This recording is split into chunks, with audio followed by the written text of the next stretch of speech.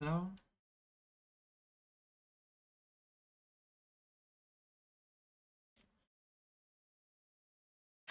We are getting ready for a contest. CodeTON round 7. Div 1 plus Div 2 rated prizes.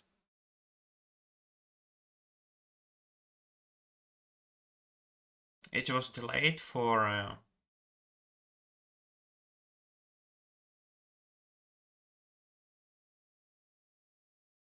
by 15 minutes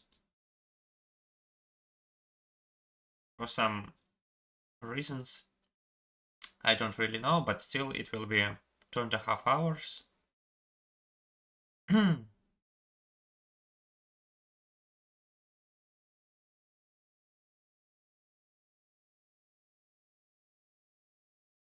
So we're looking forward to participating in it.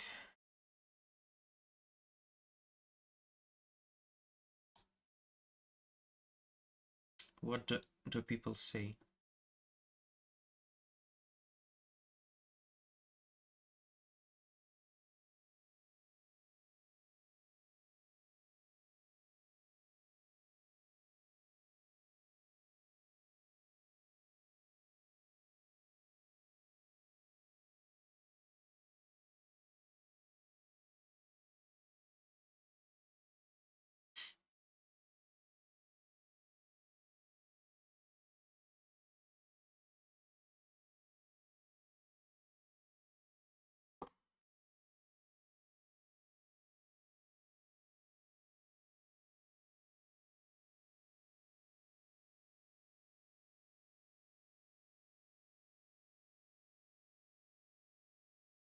Okay, let's go.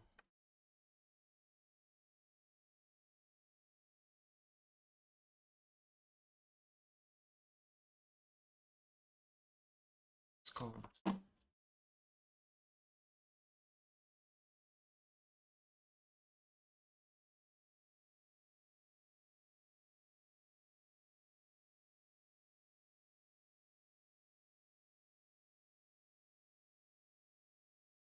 We have permutation. We select an index such that element is bigger than both neighbors, and we swap it into the next one. I want to determine whether it's possible to sort the permutation.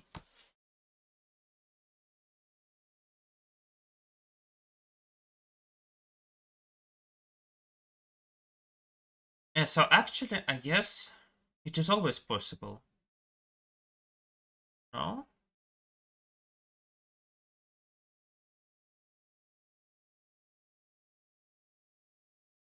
Ah, okay. We cannot move the first element. So the first element cannot be moved. Apart from that, I guess it can always be sorted. Yeah, so let's take the biggest element, I mean, and move it to the right until it's at the rightmost position.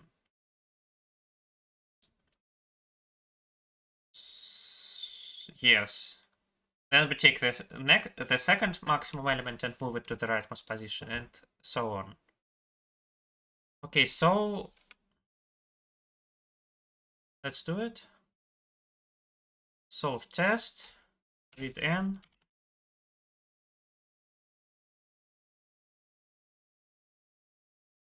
I mean, let's just check that p0 equals 1. Yes or no.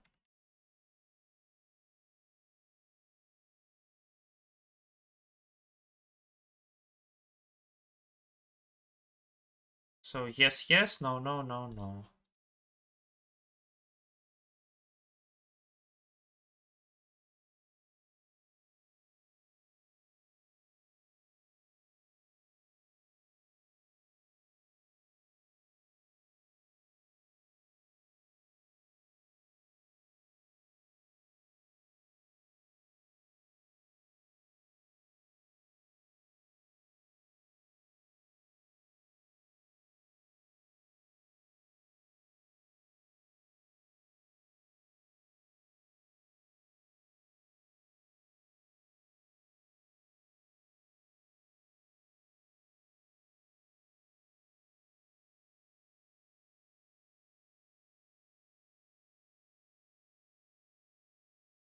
What's wrong with you?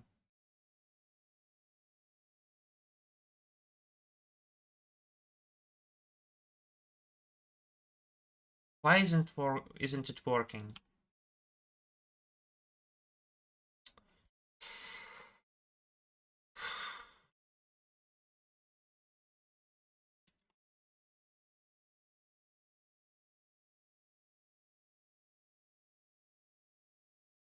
Finally. I spent so much time on this stupid problem because of some problems with my template.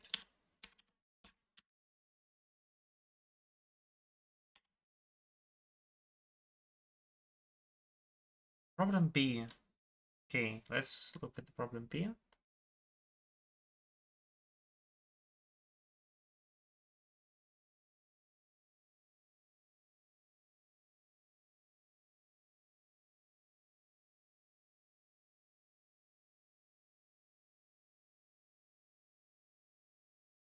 So we choose any index for which si equals a and asi plus I1 equals b, and we can swap them. Yeah, so what can we do?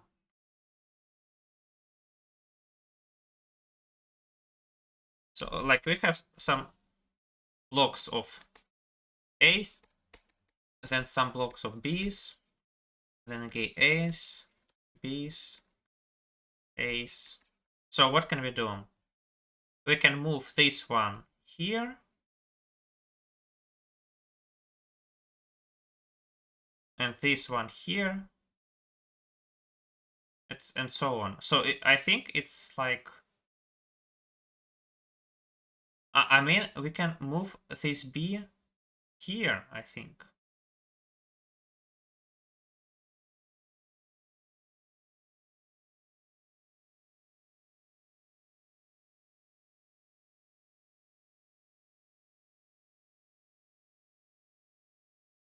So I guess we just need to remove this.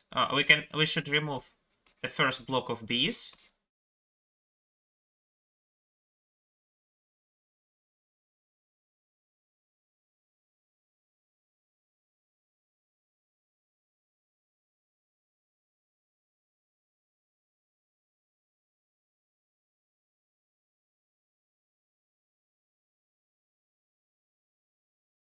So like, for example, for this one, what can we do?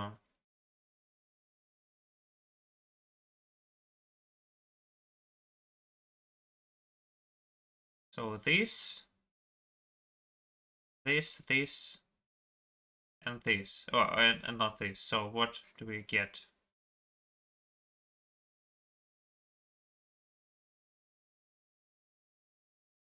Then we can apply for these indices.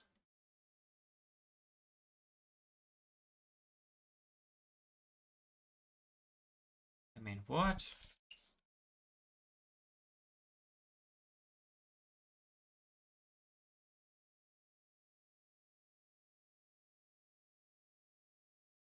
It's true that we can just make the separations and that's it.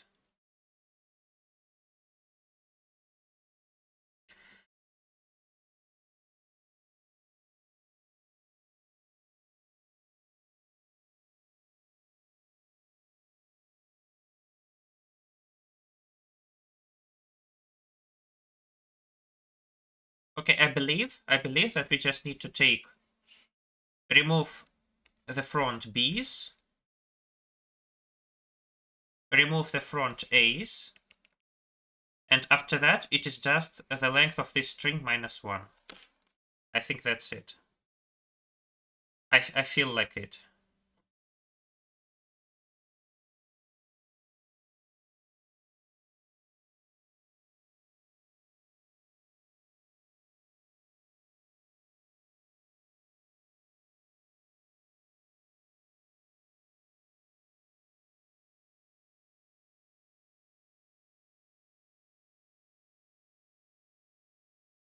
So we have int l equals 0, r equals s.size, while sl and SL equals A equals B, we increase L, and while R is at least 0 and SR equals A, we decrement R, and then return maximum 0 and R minus L. Okay.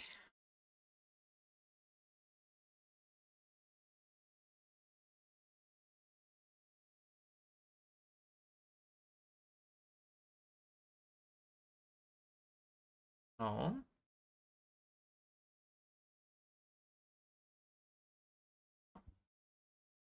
Ah, I needed to do this.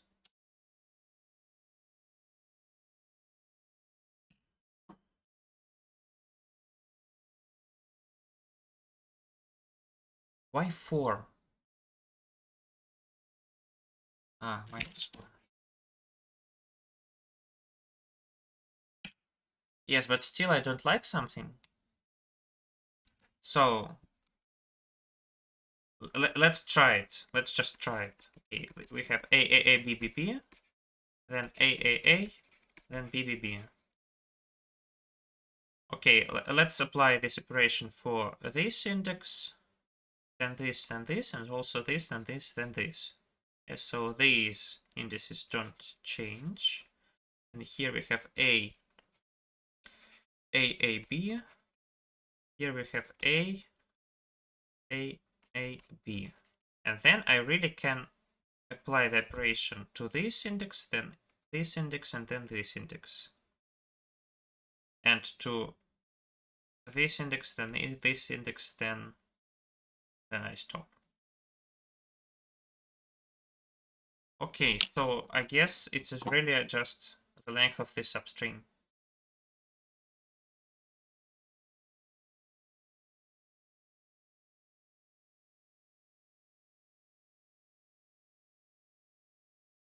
Great. Problem C. Oh, this is abomination. So we have two arrays, number of indices such that AI is greater than BI. Is the beauty. We also have an integer x. Determine whether it's possible to rearrange the elements of B such that the beauty is x.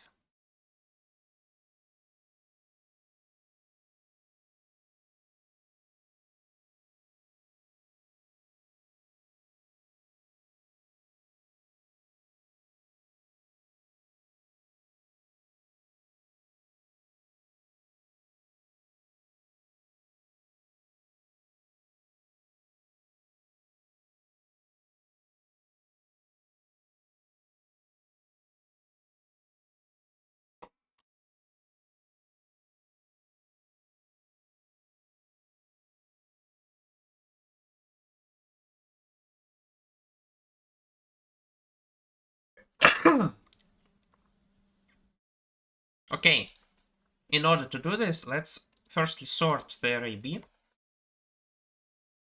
Let's sort the array B, and we will store the permutation that was needed to sort the array B.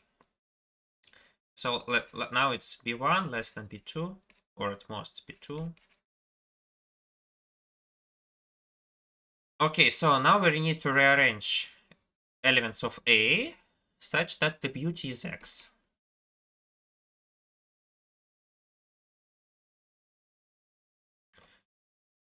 Okay, let's think if we can do it.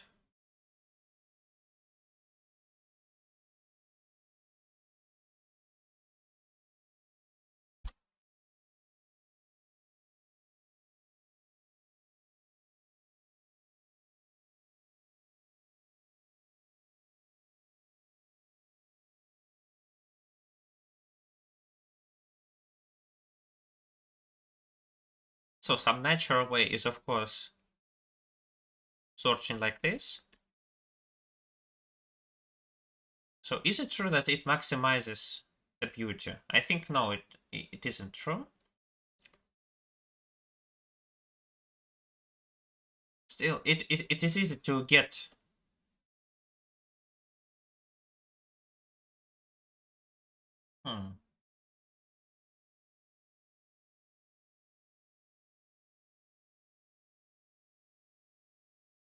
Ah, okay, I get it.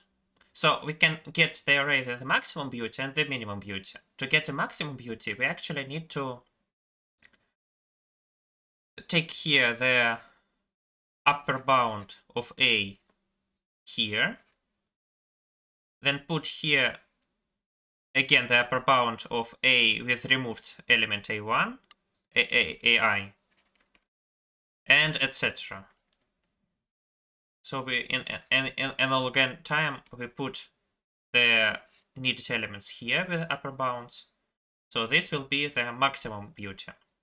So what is the minimum beauty? Yeah, to get the minimum beauty, what we really need to do is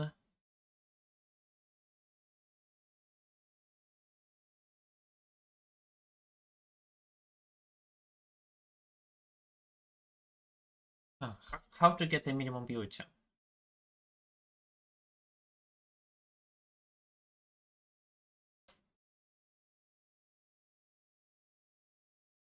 I think we just put upper bound -1, something like this.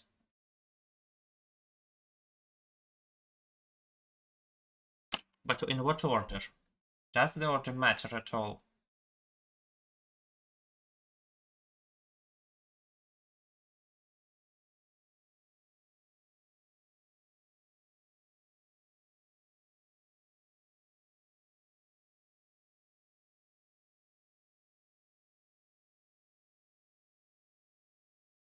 Okay, I think the order doesn't matter.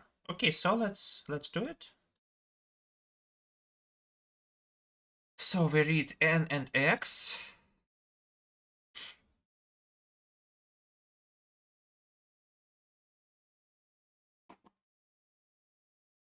Return false. So now we have two arrays A and B.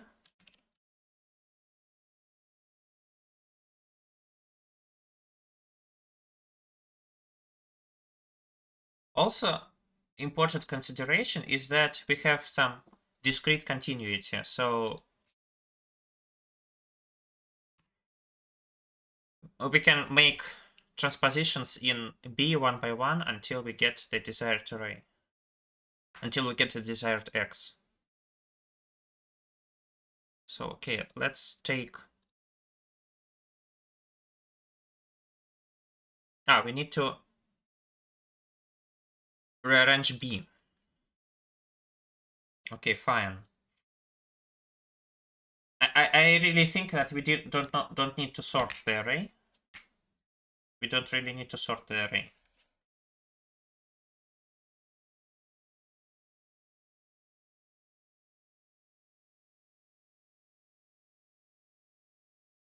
Okay, let's do it.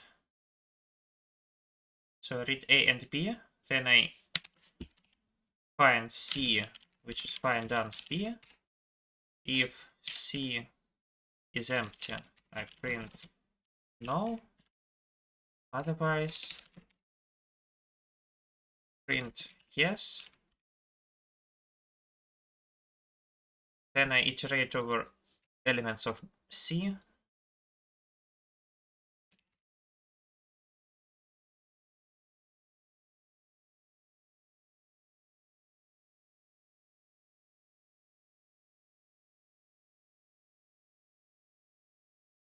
And find ans of A and B.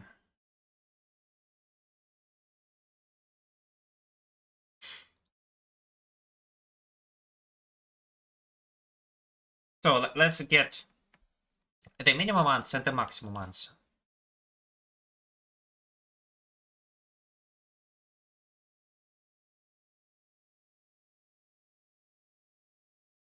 So the minimum answer is...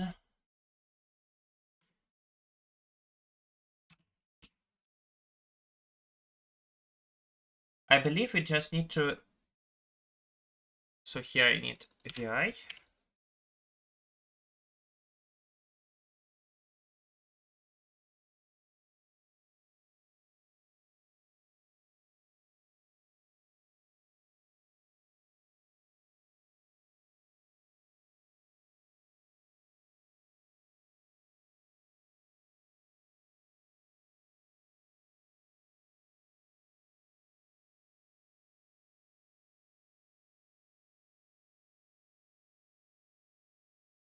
Instead of the answer, we will find its indices.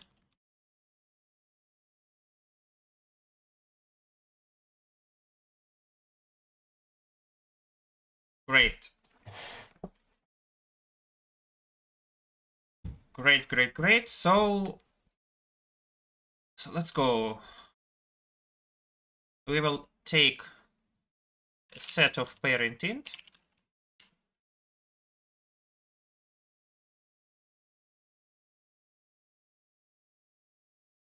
And we put there bi and I. No, I think we put the AI and I.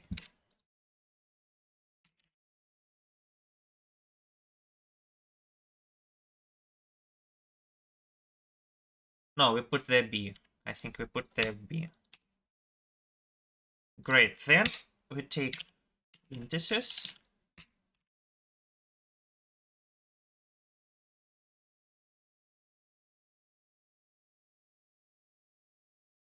We go through all numbers.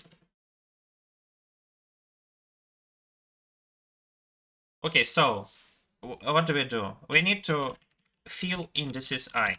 How do we do it? We check if there is a number which is greater than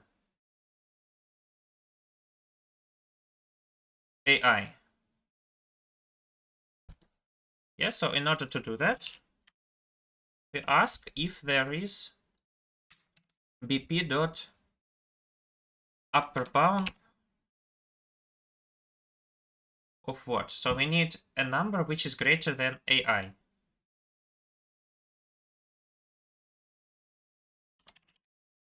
So AI 1 in 9, I think.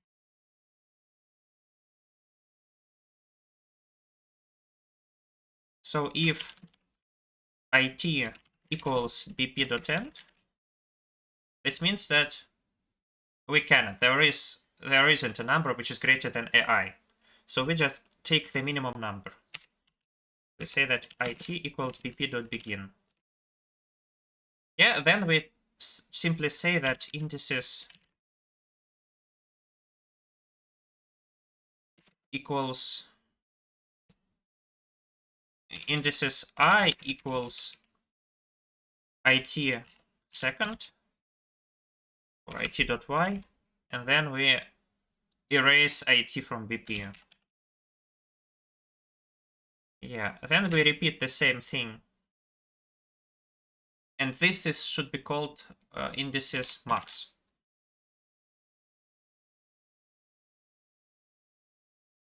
Yeah, this should be indices max. Then we repeat the same thing with indices min. So we say bp.clear. We again fill it, but this time we use min. So how do we minimize answer? So this time we take lower bound. Oh no, we still take upper bound. But if it is begin, we take end. Yeah, then we subtract 1 from it and we do the same thing. Great. Okay, now let's find the minimum answer.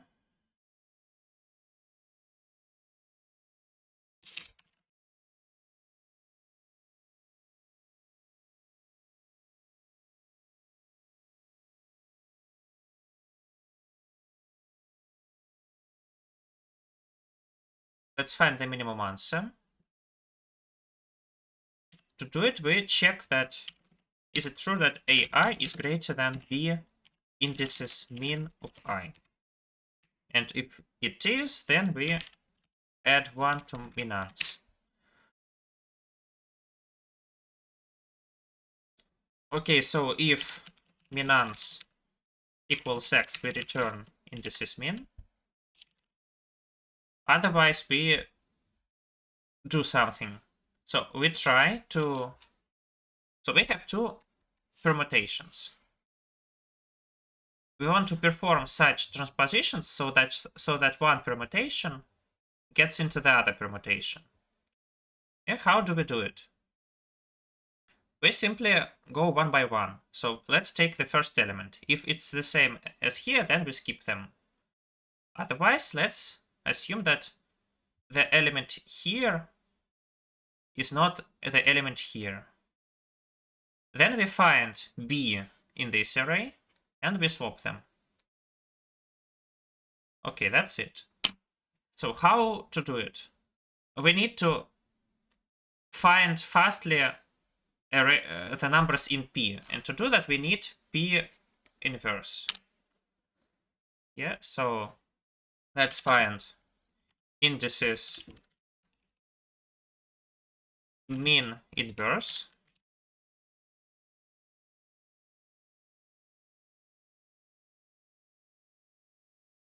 And here we say that indices mean inverse I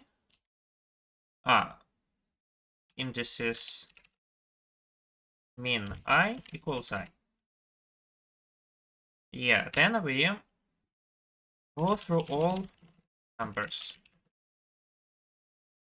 So if indices mean I equals indices max I, then we continue. Otherwise, we say that we want to find such index in indices mean, which is equal to indices max. Then we want to swap I and j. Yeah, so if AI now is, let's swap I and j. How do we do it? First, we need to remove I and j from the answer. So we say if A indices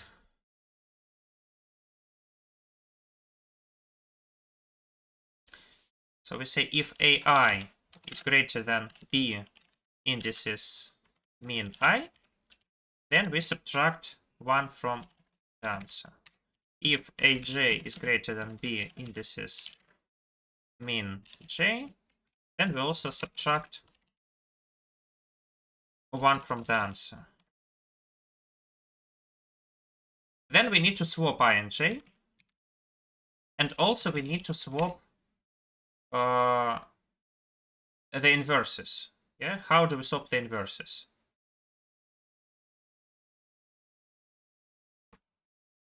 So actually we need to swap. No, we do not need to swap I and J. We need to swap indices mean I and indices mean J. Yeah, but also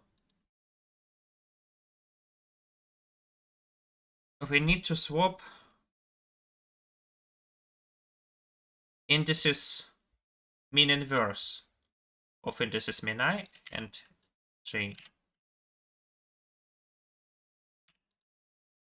Yeah, after that we need to repeat the same thing and return the answer to its correct form. Okay, and finally if minans equals x, we return min index.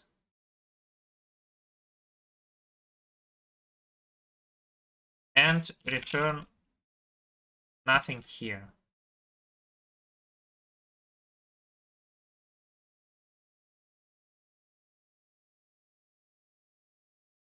Okay, this was pretty messy. Let's check it now.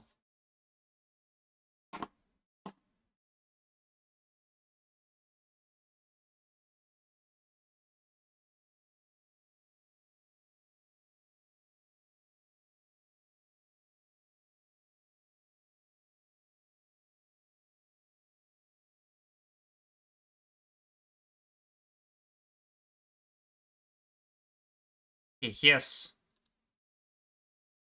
2, no, and for some reason it then said yes, but it should be no. Also, what is this? This means that we have incorrect indices. Let's take this test separately.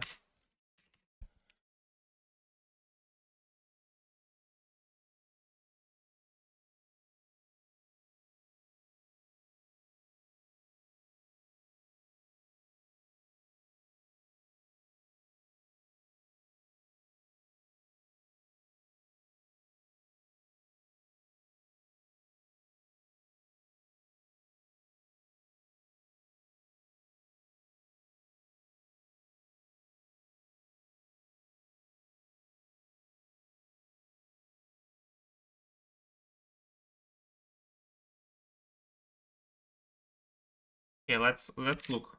Indices min and minans.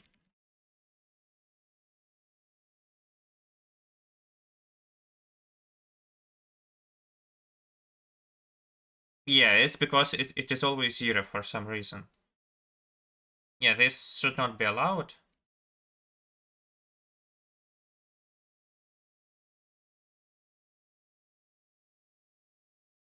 Okay, what happened here? I don't understand.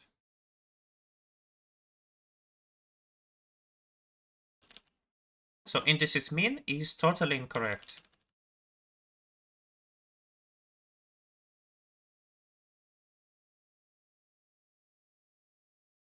Yeah, it's totally incorrect. So we take upper bound. So if it is begin, then we replace it with end. Then we subtract 1.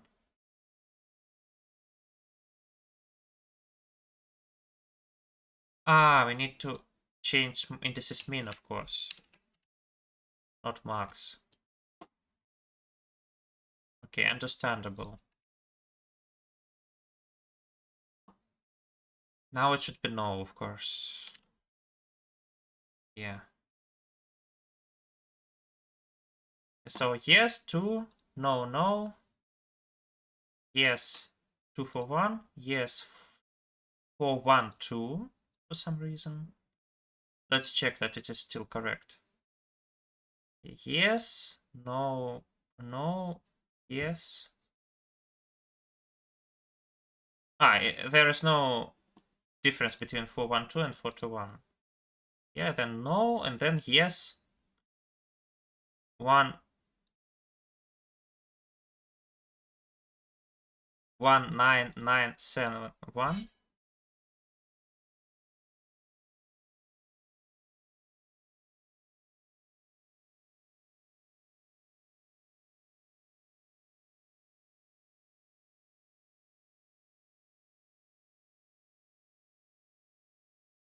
Okay, let's try and submit it. I feel that it can be correct.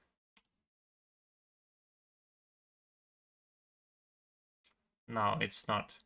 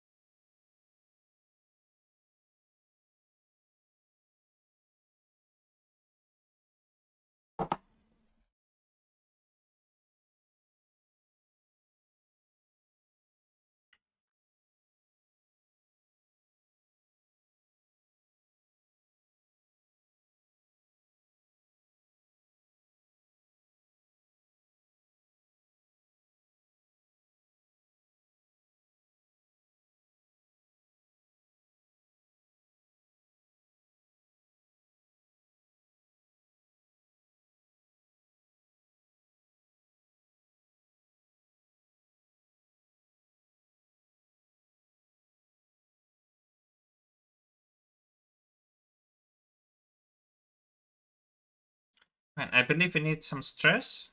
Maybe we need some stress.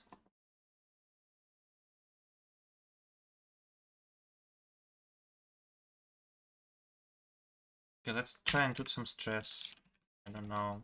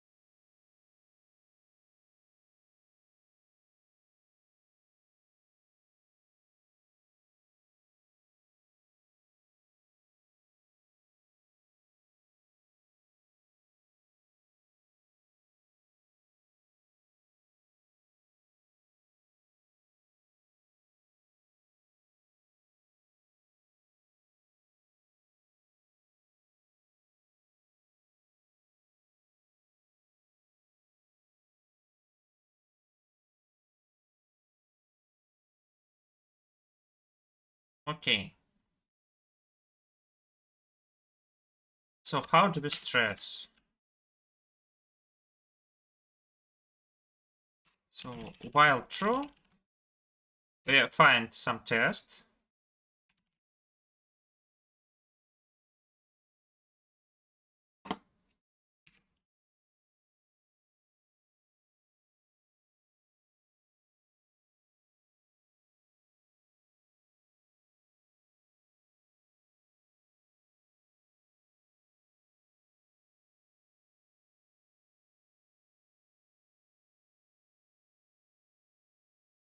Yeah, and what's wrong with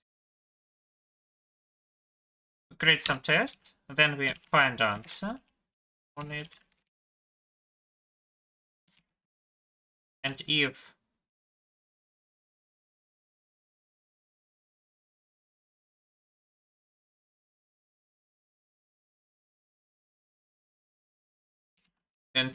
it is not correct, we print it.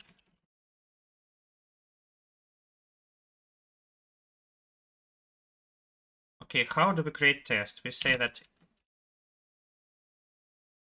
n is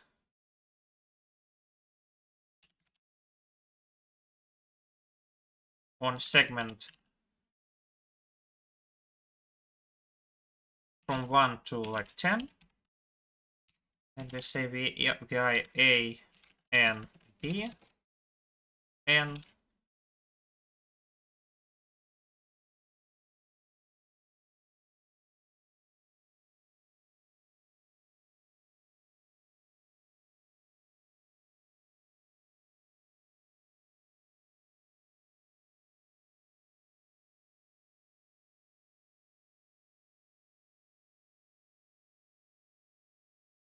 And also b, and x is uniformly between 0 and n.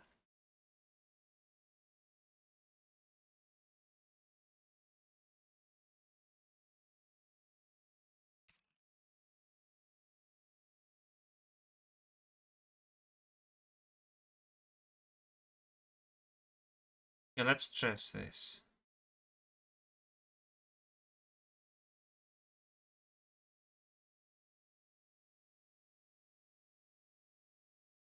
What's wrong with you? Ah, I need to sort them like this.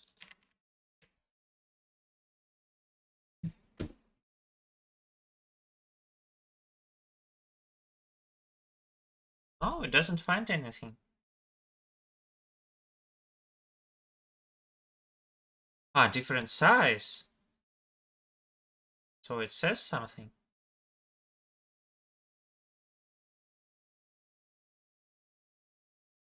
If c.empty return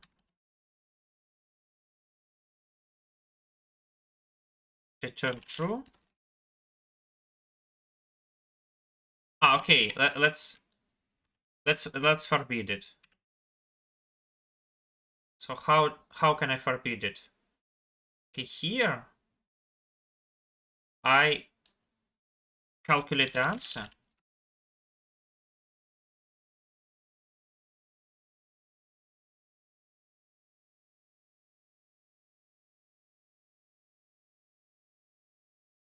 And then I shuffle. Could be.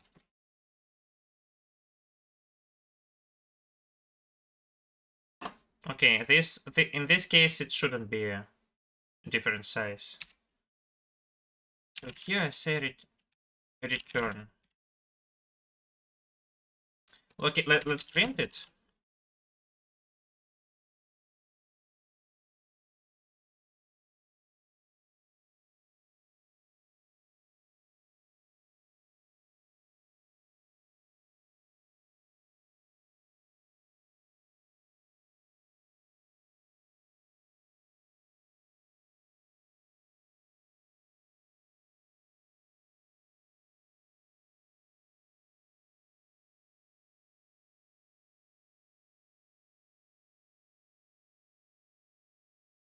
Okay, it's too long. I want some shorter way. So to do that, we need to replace it with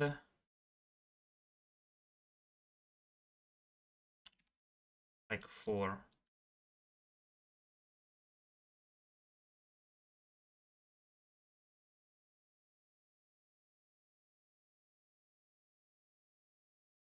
Or even 2. Can we do it with 2? No. What about 3?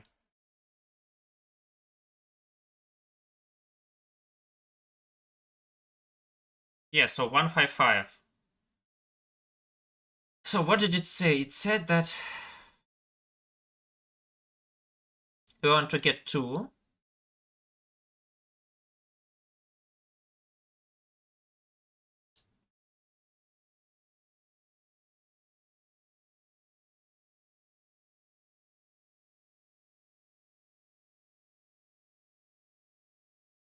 Oh, no, no, no, no, no, no, no, no, no. I did something wrong. So actually, if I want to maximize the answer, I always need to take. So this is actually the maximum answer. And to get the minimum answer,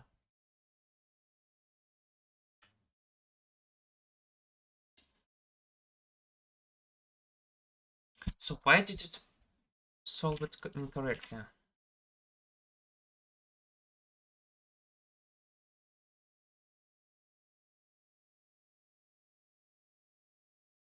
So where is my stress? I want to comment it.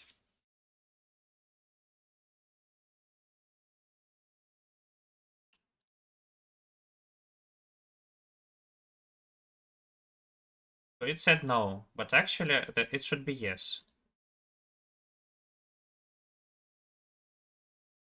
Let's find out what went wrong.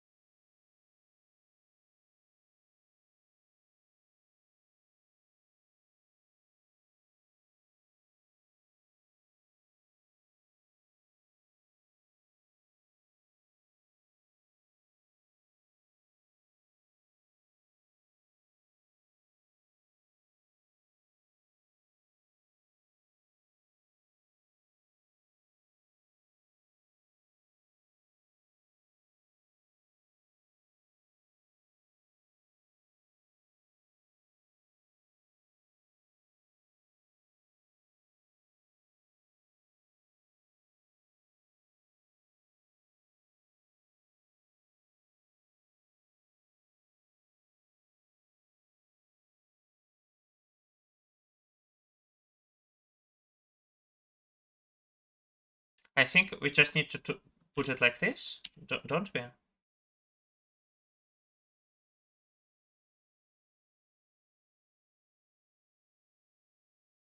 Yes, now it works. Let's do the same thing here.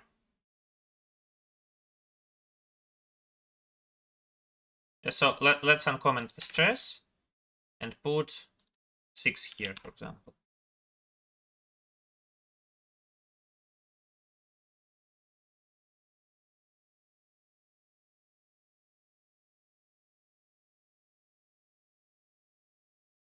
Yes, I believe it now works. So let's uncomment comment the stress and submit it.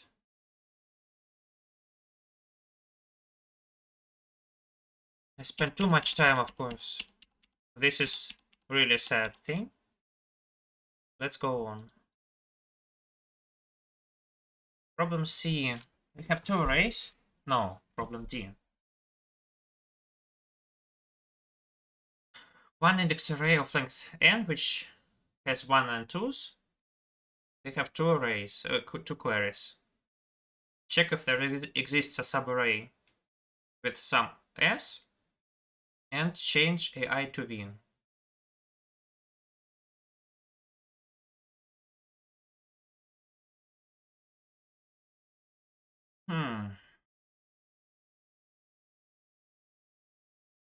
Let's think about it.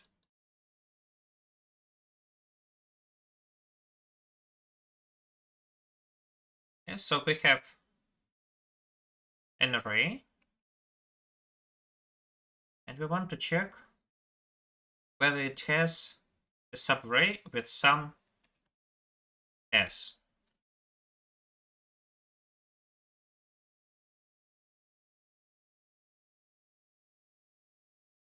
So first of all,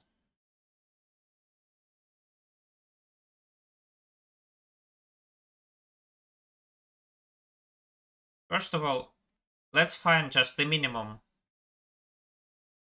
subsegment with some s, at least s. So the problem is it can be s minus 1 and s plus 1. Yeah, in this case, we can just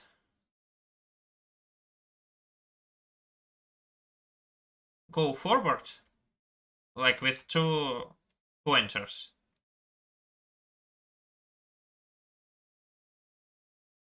Yes, so we just want, so here the sum is s minus 1. We want to increase it by 1. So if we have 1 here, then we can just increase it by 1 easily. So the problem is it is 2 here. So we now have s plus 1. But in this case, we can remove this element. And the only problem is that it is also 2. In this case, we can add this element. And the problem is it is also 2. And it is also 2. And so on. So the only possible way of not having the correct sum of s is that there is a prefix of 2's, a suffix of 2's, and our segment is just too long.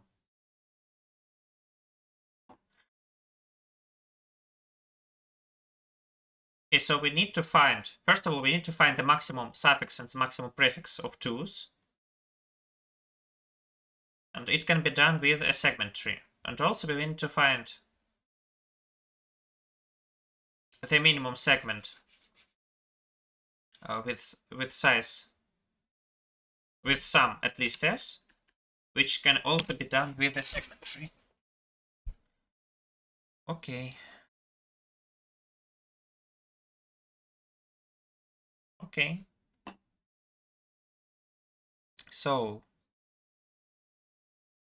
T, N and Q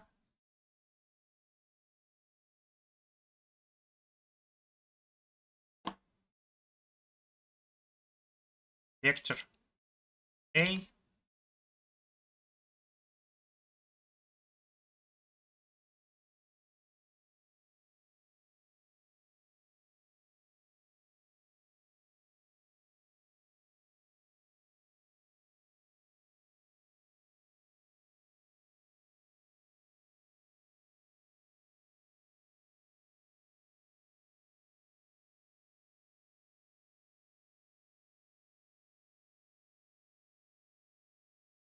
So how do we store it?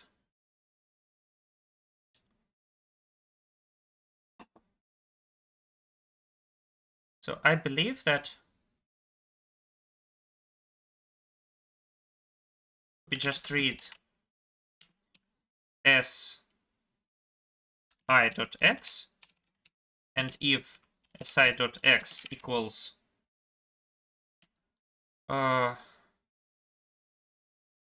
1, then we say that si.x is minus 1. Otherwise, we read si.x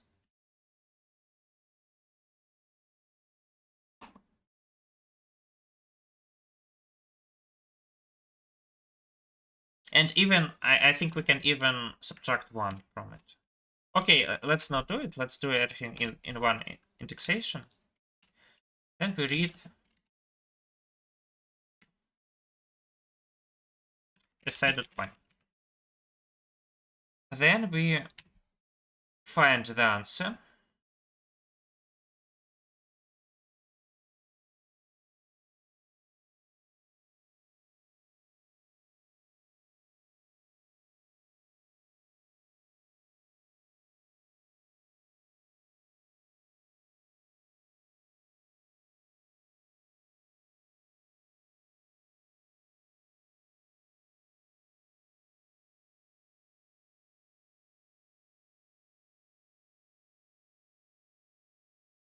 finally, we need to find the answer.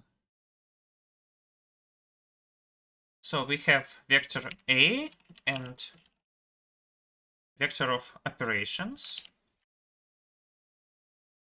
Let's think, what do we do? So we have a segment tree which can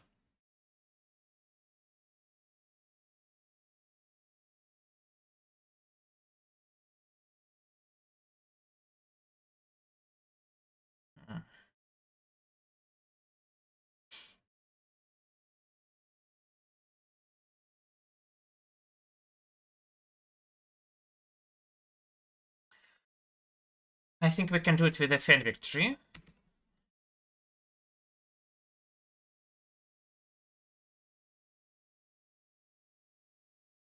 Yeah, so we have vector of sums, of prefix sums.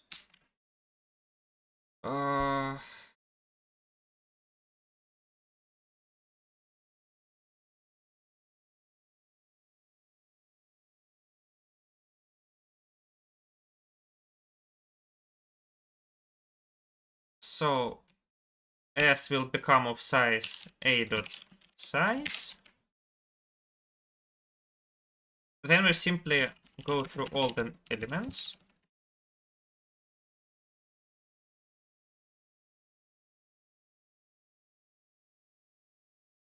Yeah, and we say that we add AI. We add AI to I.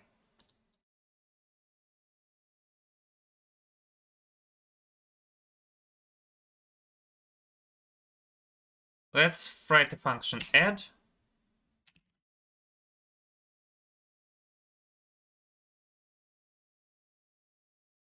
How it works? It says that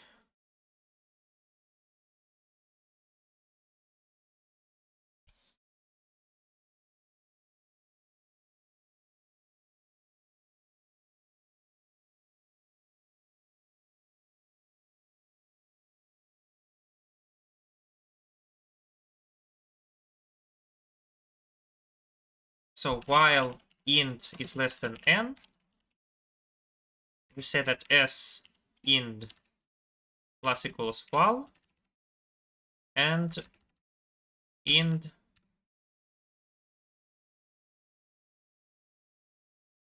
or equals int plus 1. Yeah, let's now find... No, we don't need prefix sum.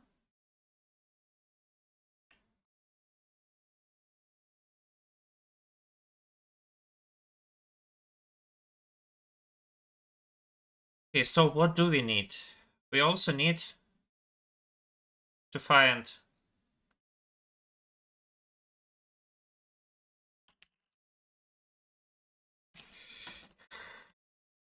minimum prefix.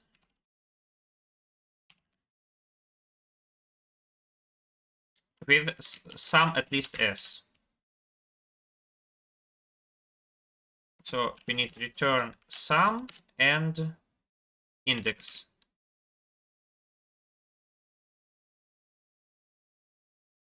Like number of elements. Yeah, so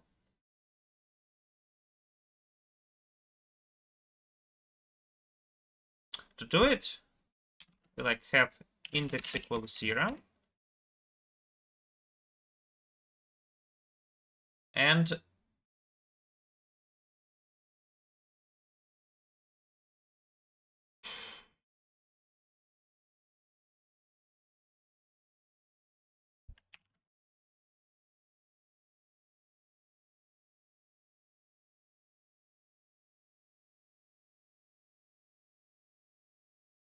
like we go through all numbers. Let's start with, I think, 20. So if index plus 1 I is greater than n, then we continue. Otherwise, we try to take sum plus... Okay, let's take max prefix.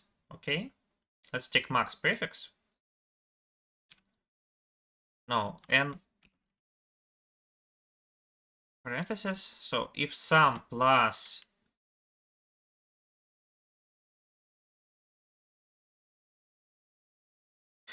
s int plus 1 over I minus 1 is at most Sm, then we perform this operation.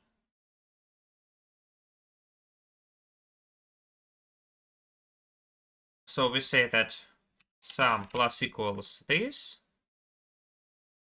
and int plus equals this. Yeah, great. So we go through all the operations.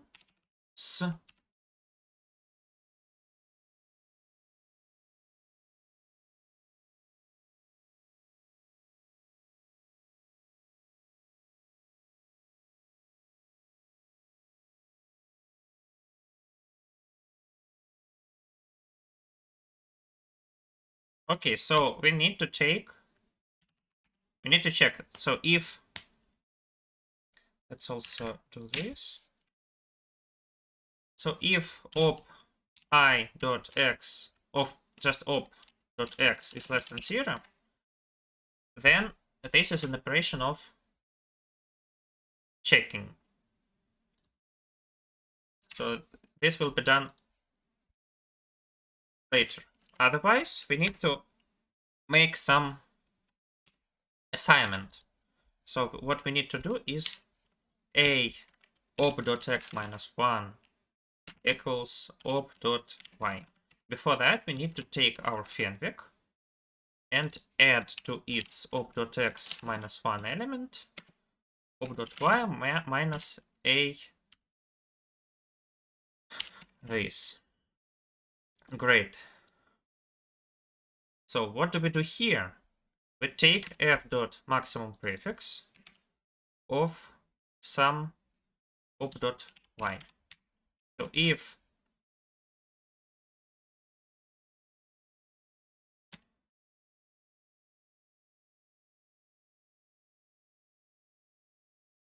if sm equals op.y, then we're happy. We say that answer I equals true. Otherwise, we need to check whether... So we found some segment, but unfortunately, also, if sum is less than op.y minus 1,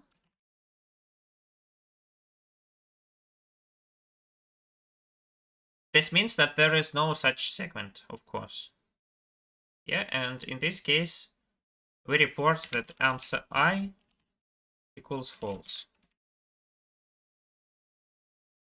So, otherwise, we found some segment with sum s minus 1. And the problem can only happen if all these numbers are 2's. Yeah, for example, there are 6 2's. And here are also 6 2's.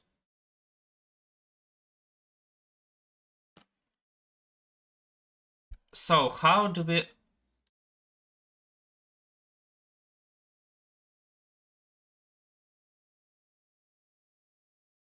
How do we check it?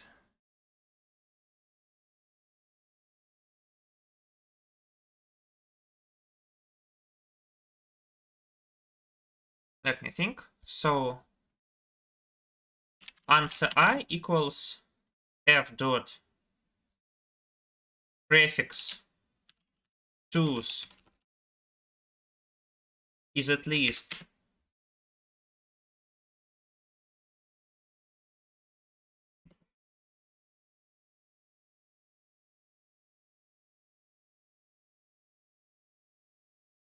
so the number of 2's which we need is n minus len. So prefix 2 should be at least sufflen and f dot suffix 2s is at least sufflen as well.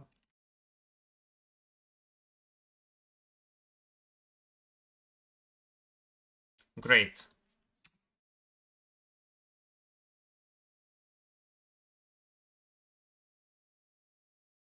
So how do we find prefix 2s? So this is the number of 2s which begin the array. How do we do it? We again go through all powers of 2s and we check, is it true that this sum is 2 times len? If it is, then we continue. And if it is not, then we do not continue. So, like we say int equals 0, we go through all numbers. So if int, again, so this is same.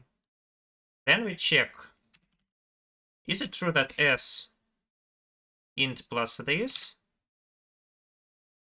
equals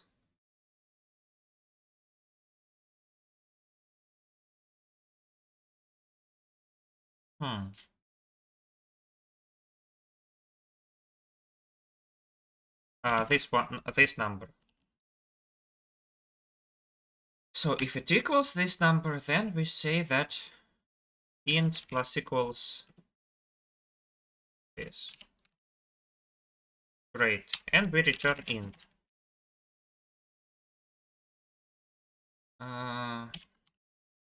And finally we need suffix 2s. And to do that, we do almost the same thing, but instead we jump only if. So first of all, we need to find the total sum. Yeah, so let's just find the sum.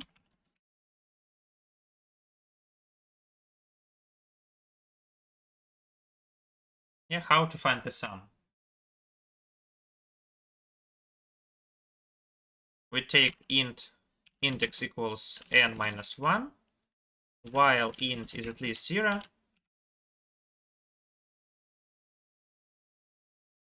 We add s int, and int equals ends equals int minus 1, and return sum.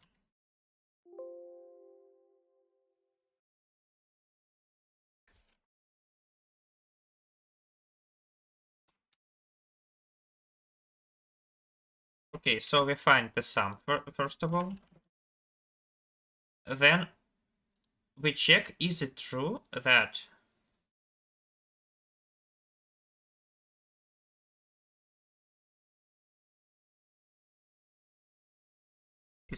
what?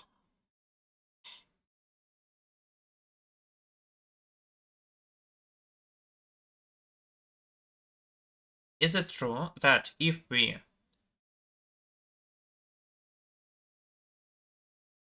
take sm minus s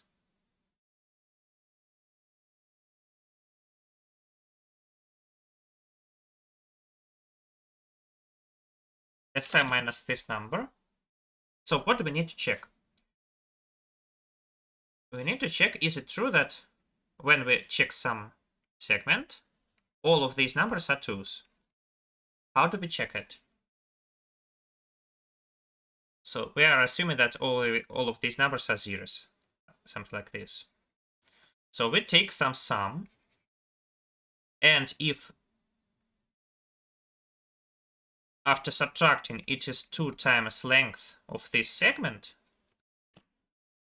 then we jump, then we don't jump here. Yeah, then we don't jump here.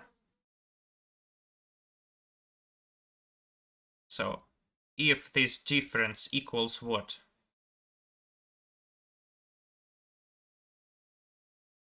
if it equals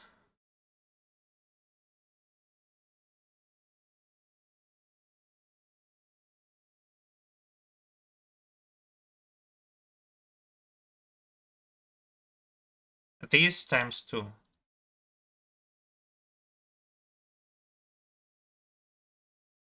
So if it equals this times 2, then we don't jump. So if it doesn't equal, then there is some sort of 1 here and we jump.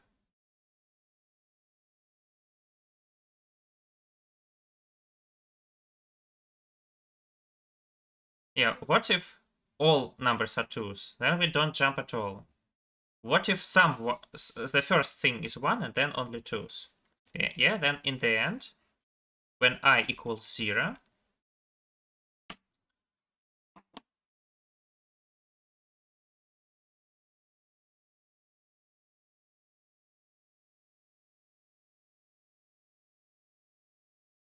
we check that sum minus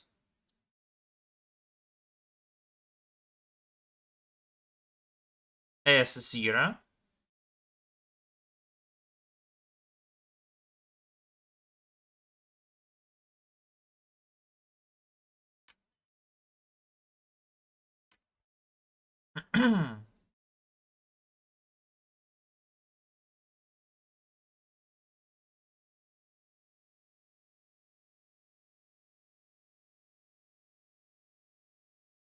Yeah, so we don't do some final check, I guess. We don't do some final check.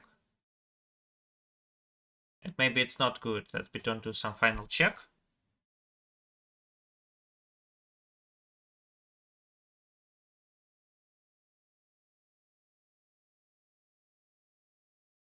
Yes, so again.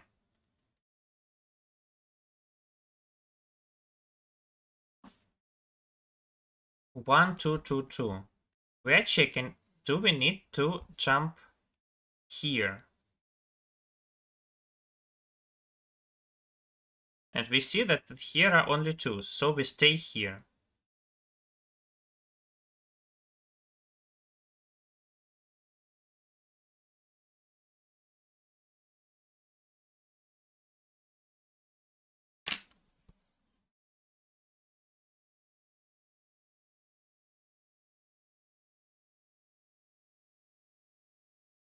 I believe we will again need to stress this because I don't understand. But maybe these tests will find out the flaw.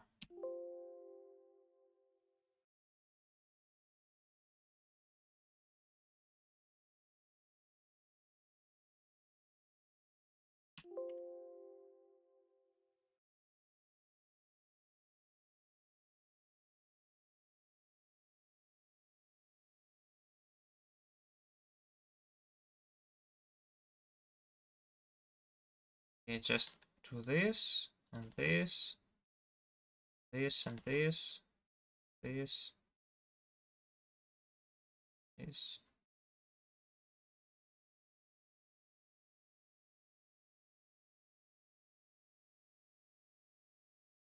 What's wrong with you? Why so long?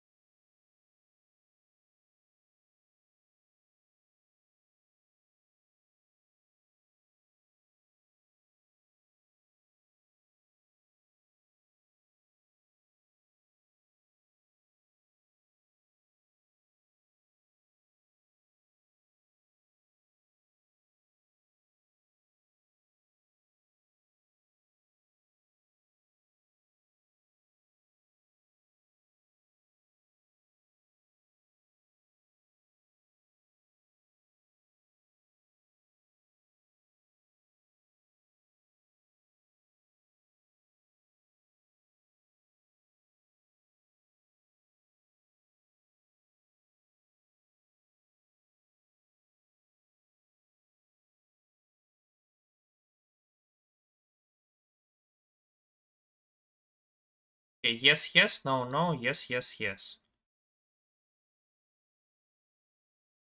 No. Why so?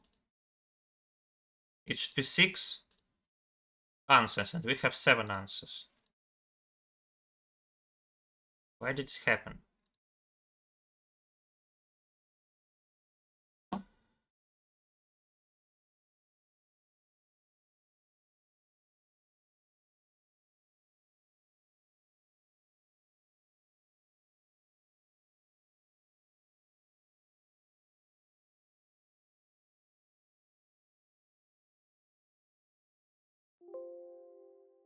For some reason, it said 5 times.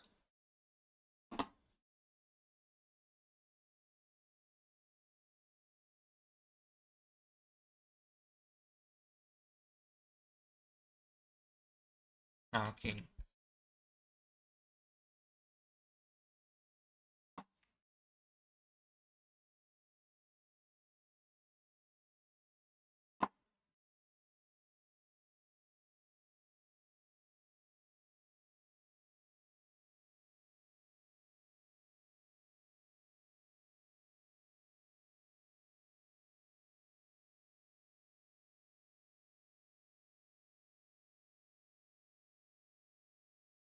Mm-hmm.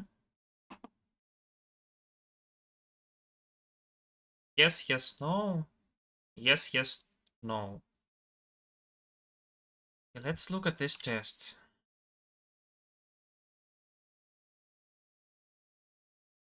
What does it say? What if you do... What? Ah, it should be like this.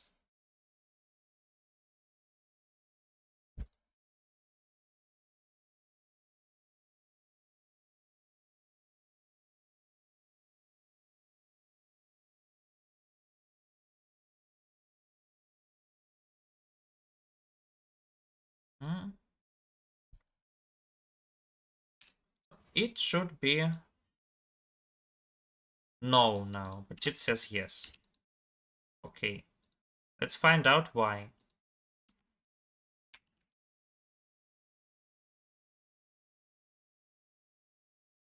What? Ah, it's because it is release. Debug.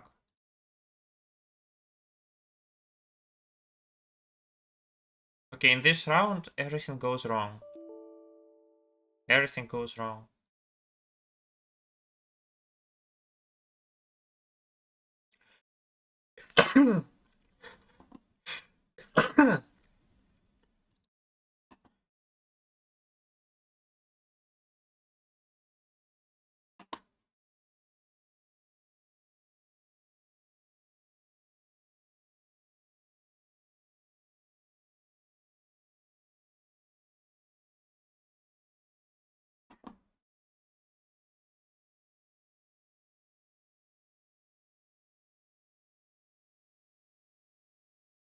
Okay, it should be Q here.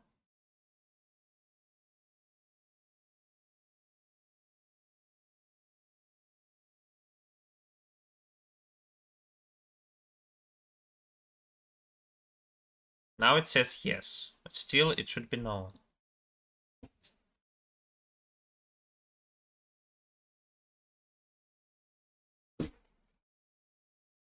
What we really need to do is to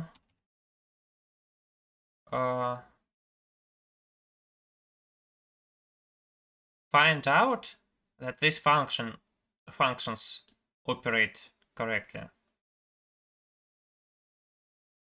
Let's do it even before everything else.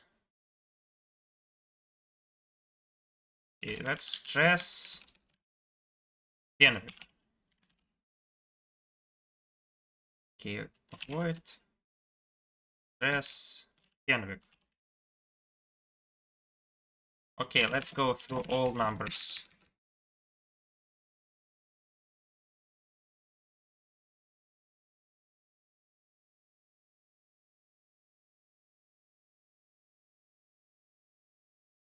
Like 15. Then we go through all numbers from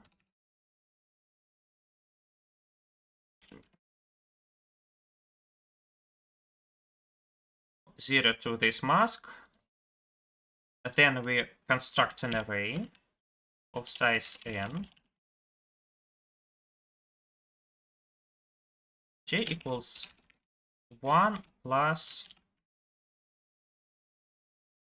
I to j and 1.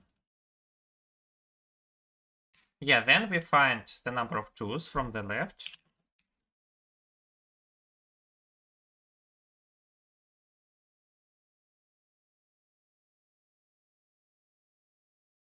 So if aj equals 2, then plus plus p2, else break. And then from the right side,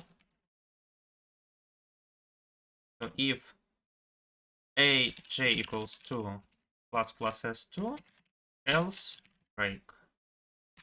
Then we construct a finvic for a, and we check that f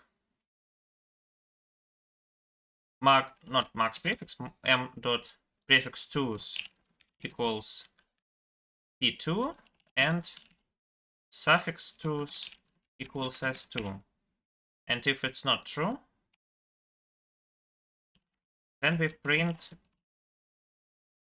no and we say the array.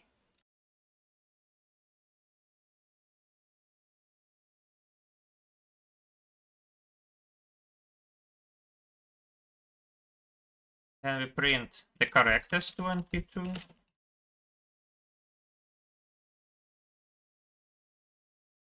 And we print these things.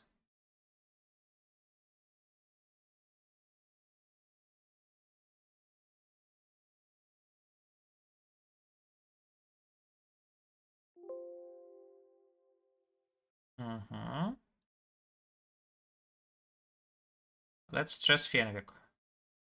No, it's too much. And we need to return after that.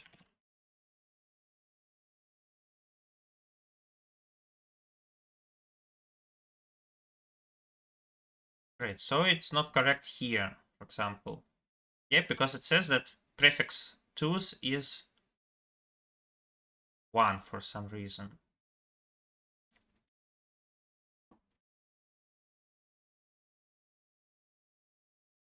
Yeah, so we can actually debug it.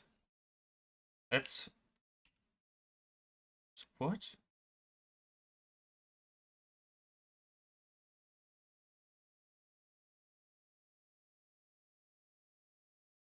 Okay.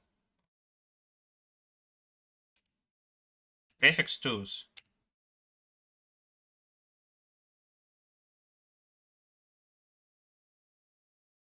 Okay, we go to I equals 0.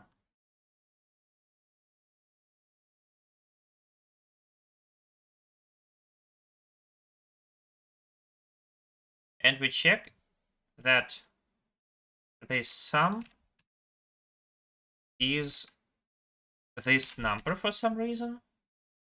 But why? I is 0.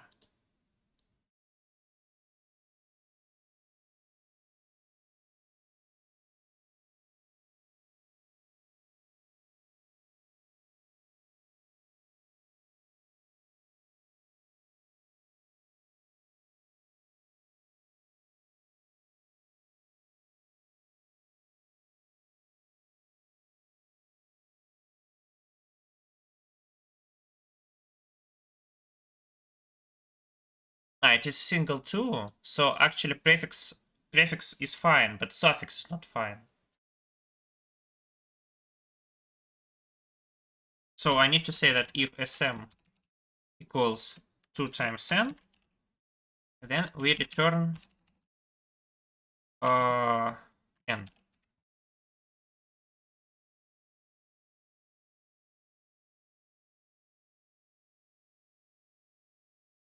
Okay, this time this is something else.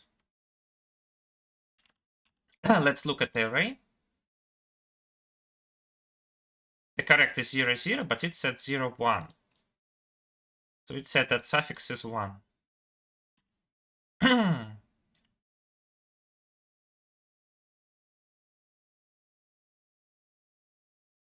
Why did it say it?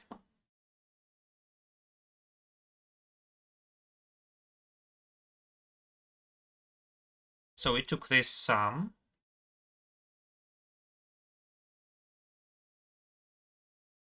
which is 1, and it checked.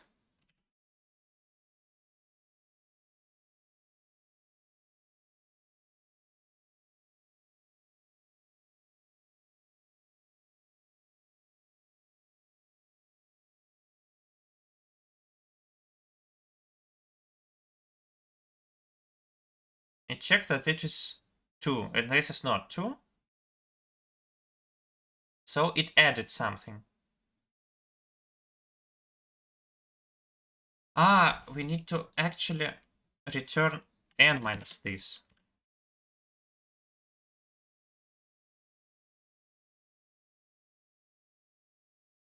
Do we?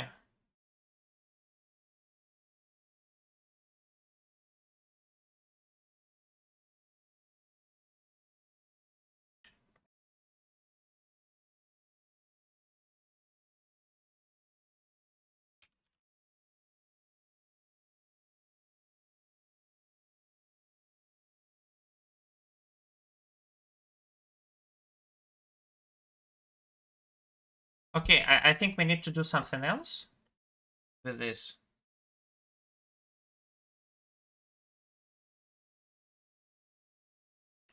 Or not, or it's fine.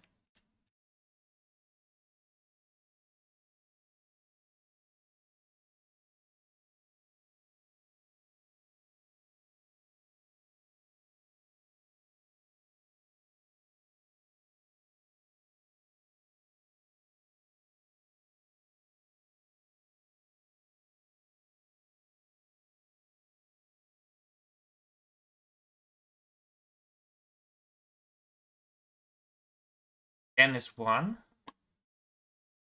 Why n is 1? Ah, because it is 1.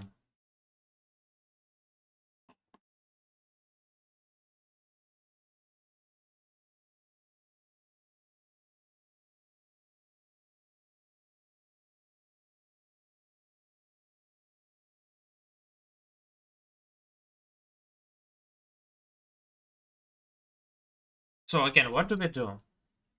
We have some prefix, and we check that if we go to some other prefix, then all of these numbers are 2's. And if not, then we jump here. Okay, I think in the end we need to add 1 to this number. Yes, so in the end it becomes this.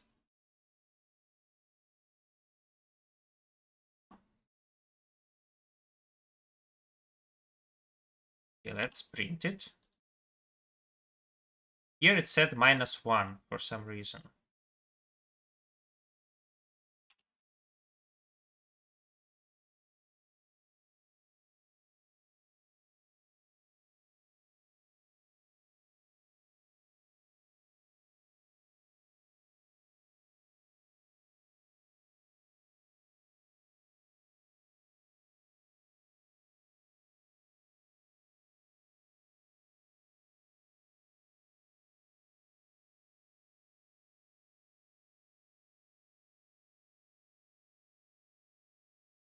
I is 1.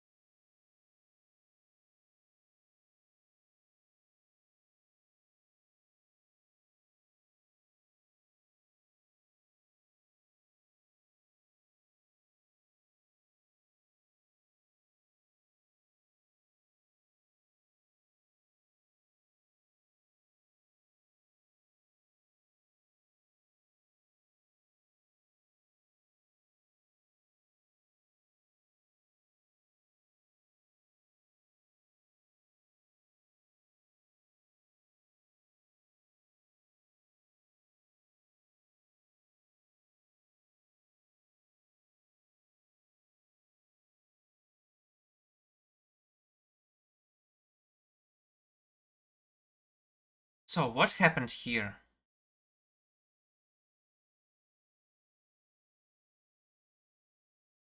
We noticed that if we take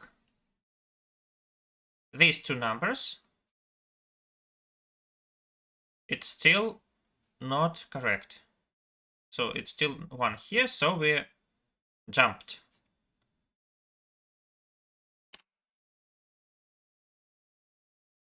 We need to say here that SM minus equals this number, I think.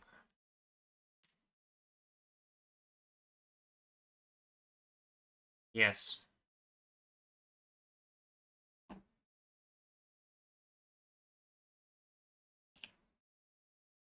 No? Why no? Okay, we fixed this function. We can remove stress Fenwick.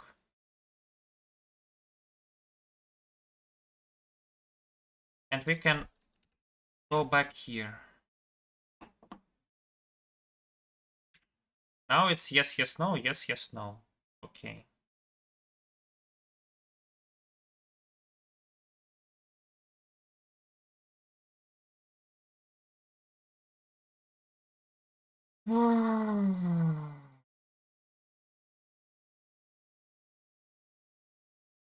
This contest is going very hard.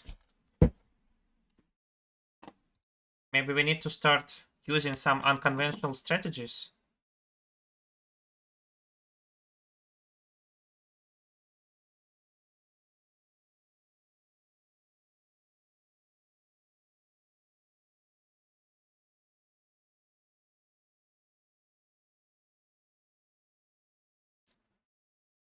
Okay, maybe we need to solve problem F first.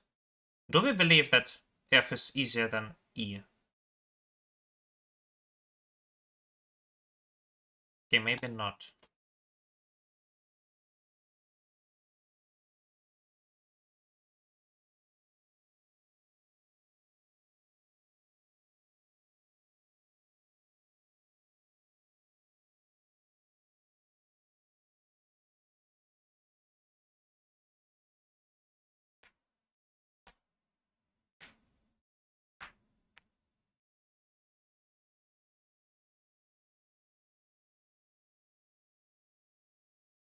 We have a permutation. We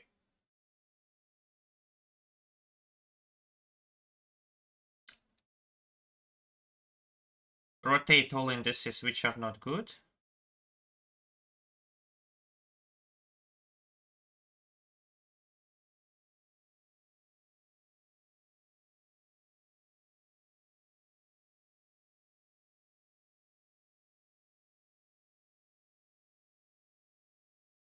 And we rotate them. We need to find the first time that index I becomes good.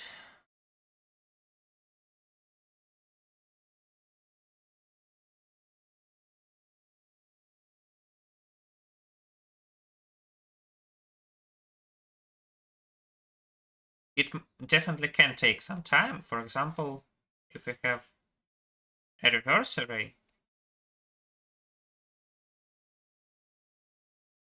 So again, what happens? We say that A of next index is A of our index. Yeah, for example, here this number becomes this. So let's assume that the length is. Let's look, for example, at something concrete. No.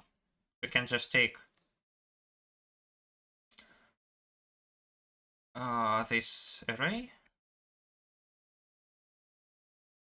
And we always need to rotate it forward. Okay, I don't like this problem, so let's look at problem F. Bracket XORing. We take a balanced bracket sequence.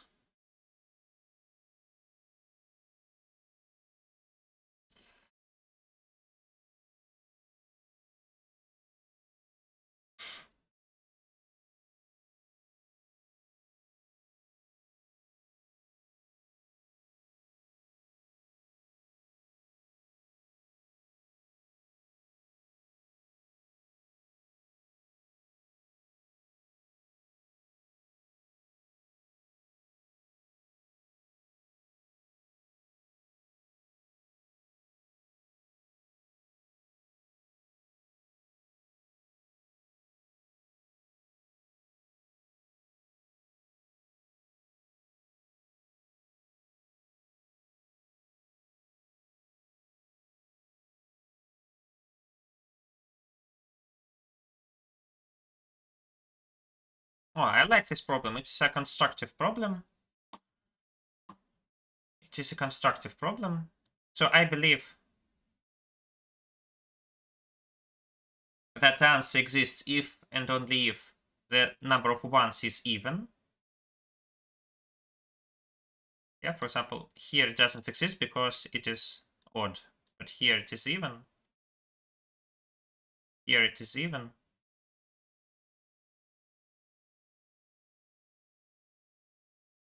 And here it is even.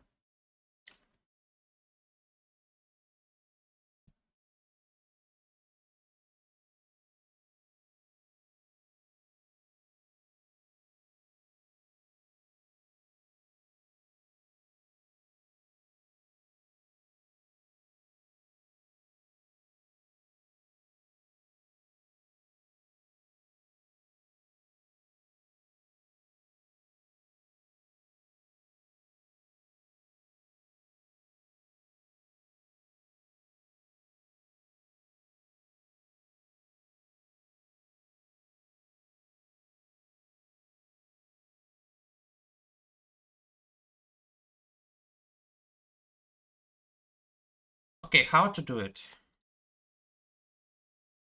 For example, what if we just want to get this one? So we can apply this operation, but it gets this one. Also, we can take this operation, but it gets this one. Okay, this is a problem. We cannot get this array, actually. This is impossible.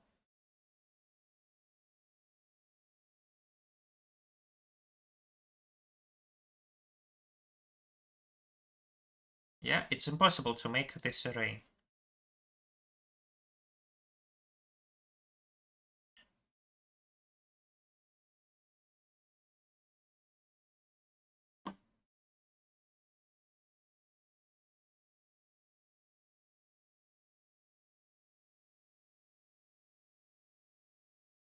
Yeah, I believe the problem is that this and this element should always be equal. Yeah, so the first element and the last element should be always equal because they are changed during each operation. So let's assume that they are both zeros. We can easily do that by applying this thing. So both of these are zeros. And then we need the number of ones to be even. What do we do if it is true? So let's take two ones. What do we do with them? I believe that we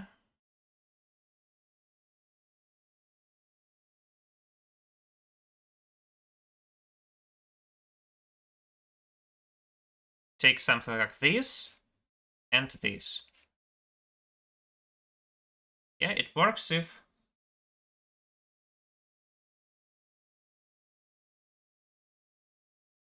also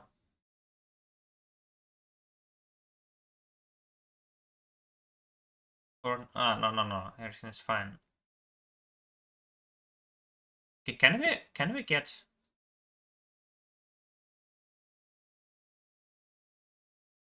example? Is it possible? Is it possible? I think it's possible or not possible.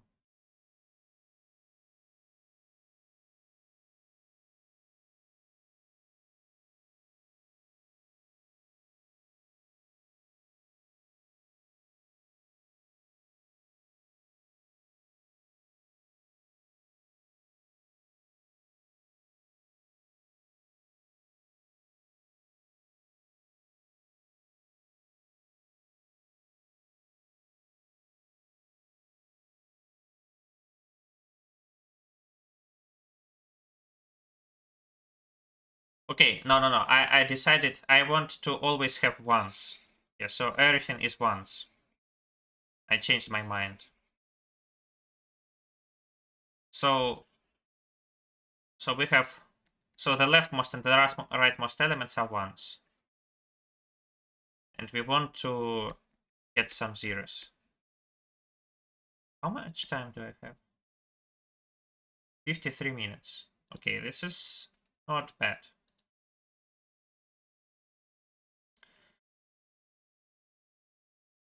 So let's go. If we have two neighboring ones, we just take this. So the problem is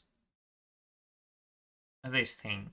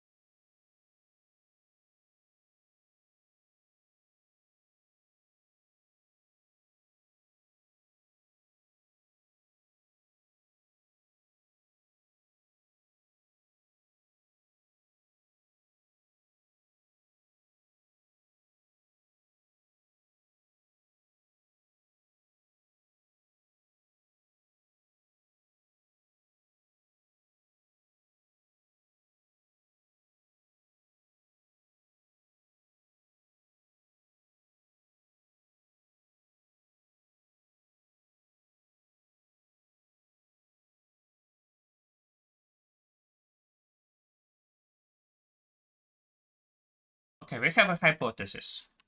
A hypothesis is that if a sequence starts with 1, ends with 1, and it has even number of zeros and ones, then it is fine. Let's again check this one. I want to check this one.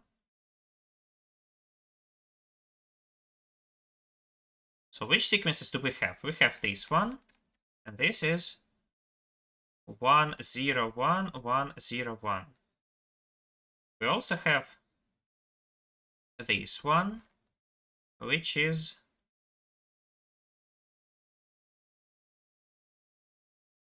1, 1, 1, 0, 0, 1.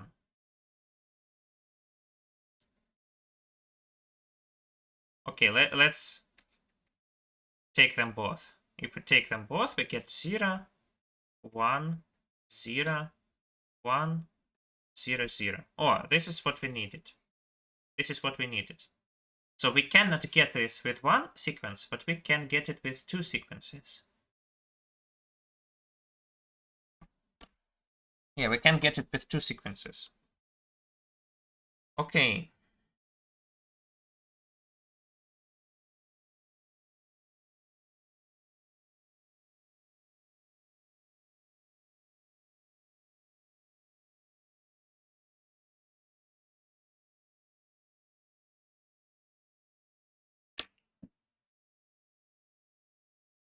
We can get it with two sequences.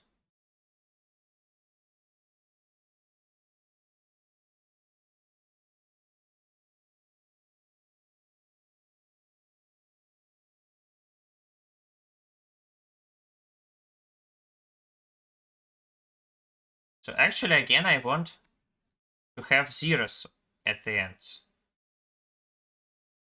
Okay, let's prove what I said. Let's prove that we can get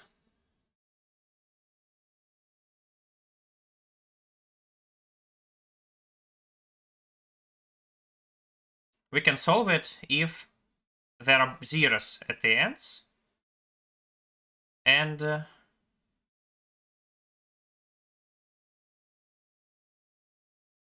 length is even. And both number of zeros and ones is even.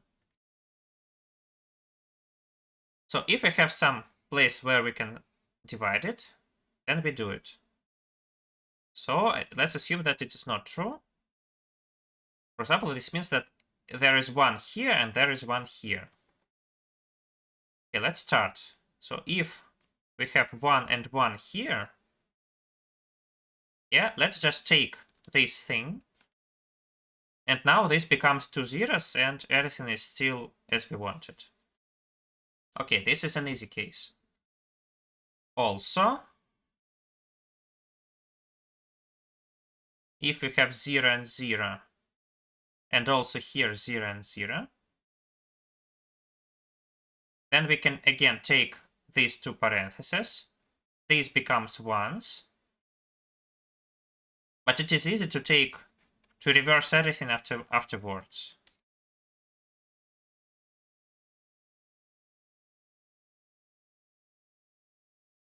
Or is it?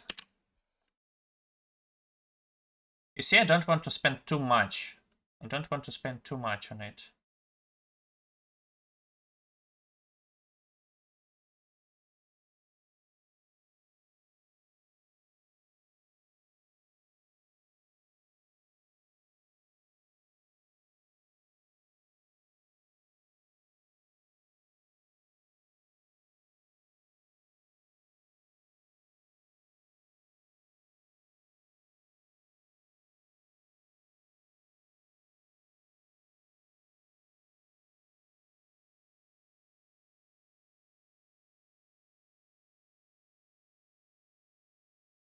Okay, I'm really worrying for no good reason. Actually, if this is 0, then we can cut this thing. So we obviously have 1 and 1 here. And if we have 1 and 1 here, then we simply do.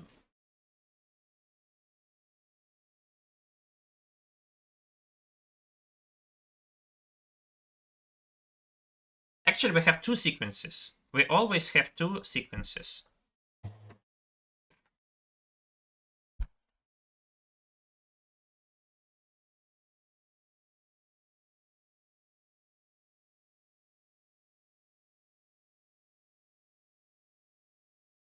Yeah, we always have two sequences.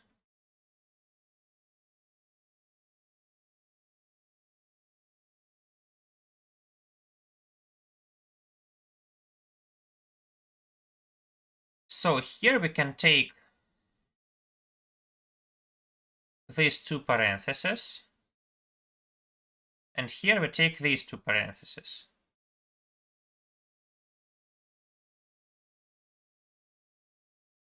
Yeah, and this leads that to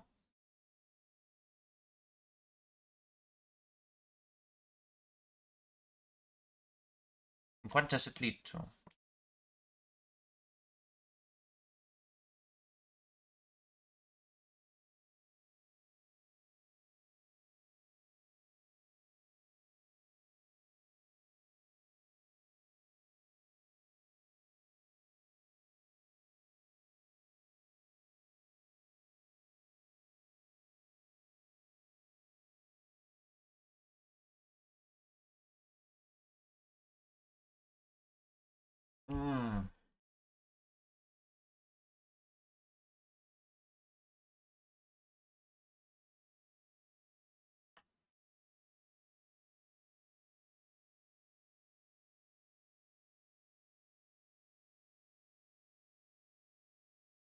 I don't know. Yeah, let's try to do everything with one sequence, for example. So we have one sequence. What's the problem? Okay, if we succeeded in cutting it into two sequences with same parities, then we're happy. The problem is this is not always possible. How is it not possible?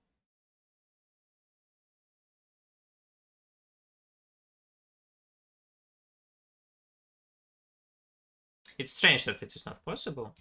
So this means that we have only one 0, then we have some odd number of ones,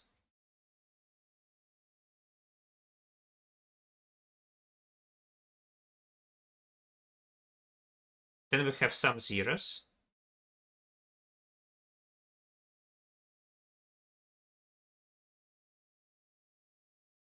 then we have even number of ones, or maybe odd number of ones, but then only 1 0. Yeah, so this is also problematic.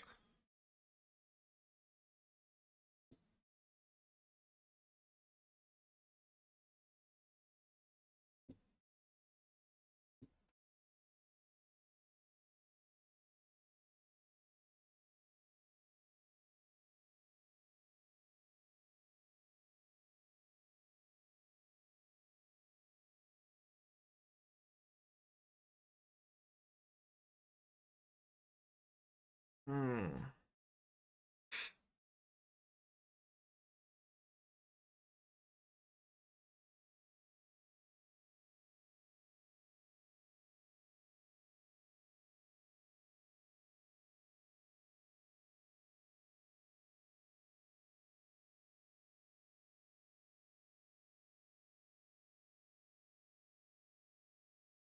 Okay, new plan.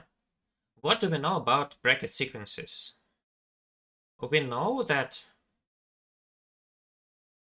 so if we have two consecutive equal brackets, this means that these digits will become different, or this one. But if we have something like this, then they will be equal. And if something like this, they will also be equal. So in order to get some pretty answer, we need to look at the differences. So we have two n digits. Let's look at their pairwise neighboring differences. So it will be a string of length 2n minus 1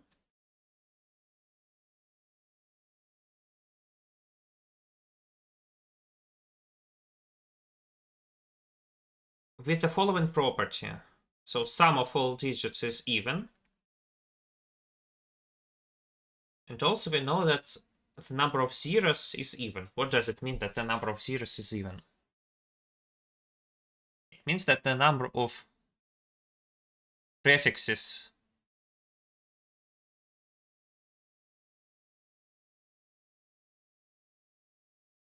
with even sum is even. I don't know what it means, but nevertheless, let's look at this array. Yeah, for example, this one, 0 1 0 1 1 0 1 0 1 0 0. It turns out to be 1 1 1 1 0. Yeah.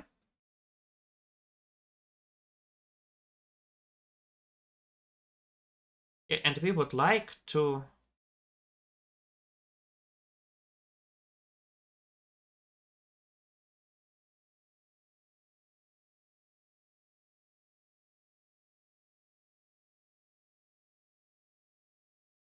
so what we can do, we can take two ones with an even spacing between them.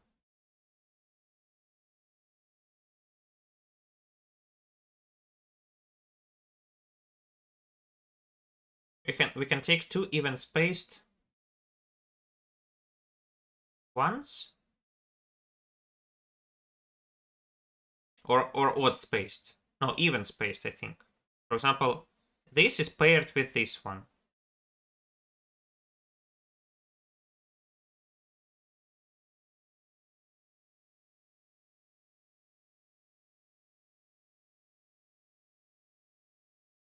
Yeah, of course.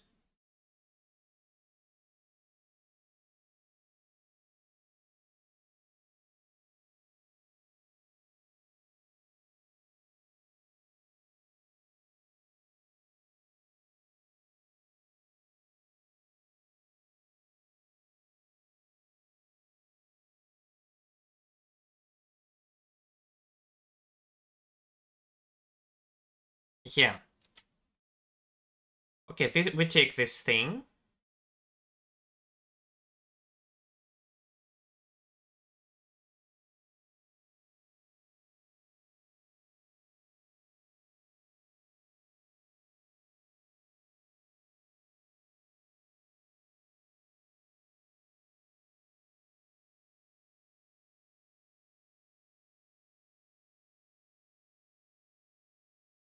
We also, unfortunately, did this thing.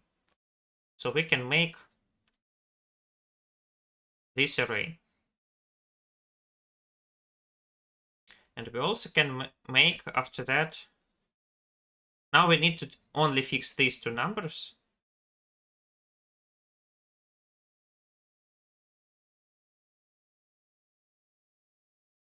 And we can do it like this.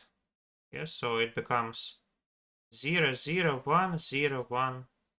Yeah.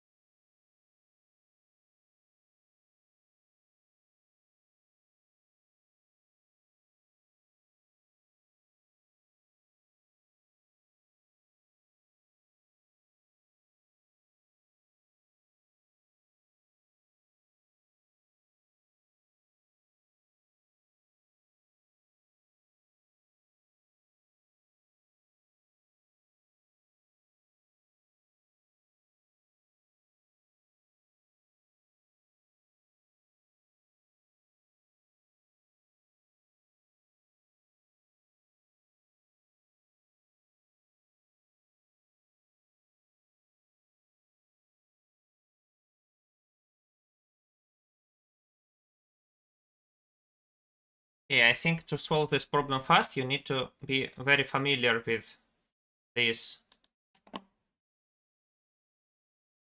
structure, and I'm not very familiar with it.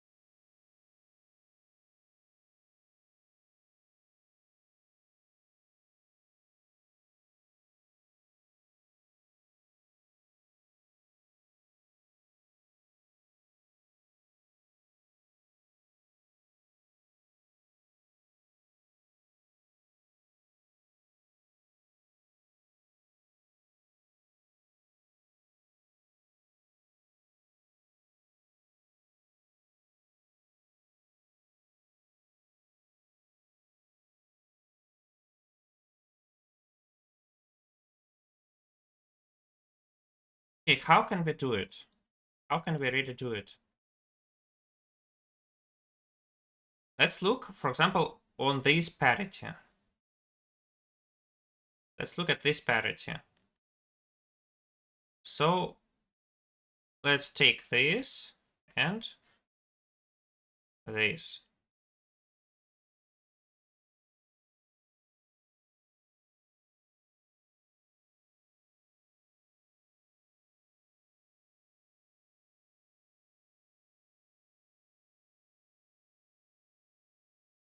Mm-hmm.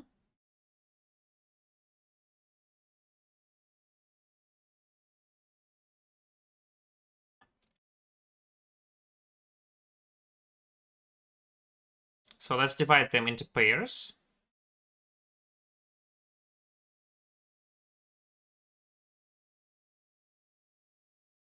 And here we don't do anything.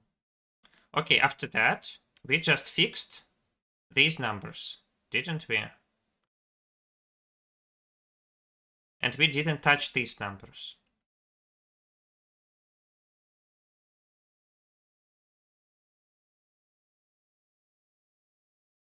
So now it becomes 0, 1, 0, 1, 0.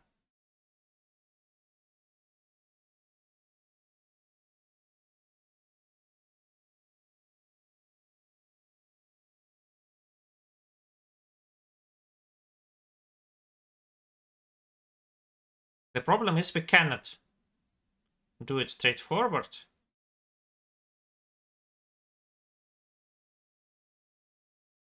So actually I think we need to start with this parity. Yeah, because we only can do this one if we chose this to be also one.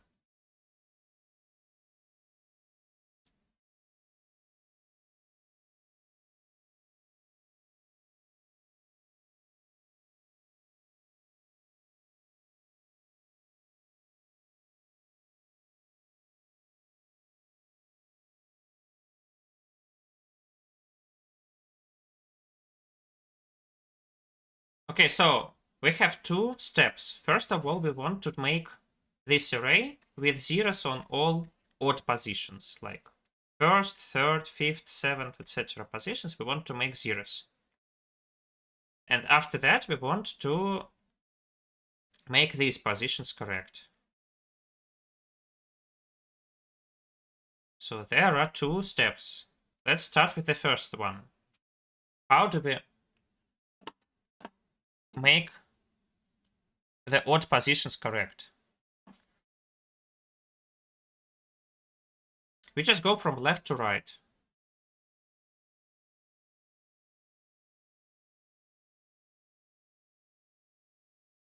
Yeah, so if we have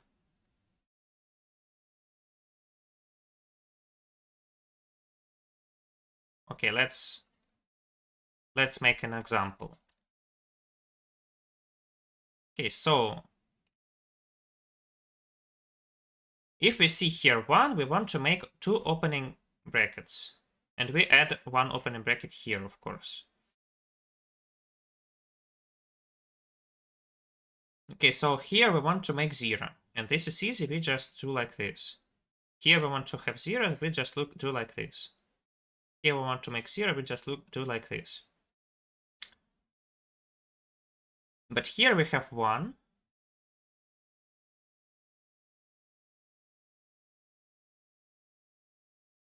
So we can do like this. What if we after that have another one? So we divide ones into pairs. And into each pair, we just make this construction. Don't we?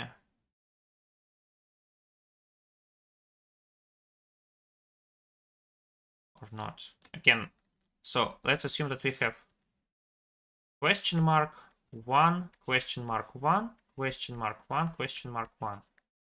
So open, open, open, close, close, close. And this is the problem because I cannot close here.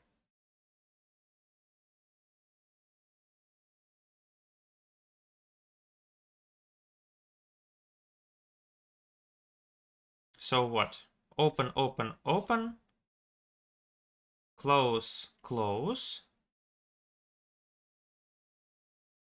And then here I need to open, open, then close, close. So what if I have some 0 here? And then 1. Then I need to open, close.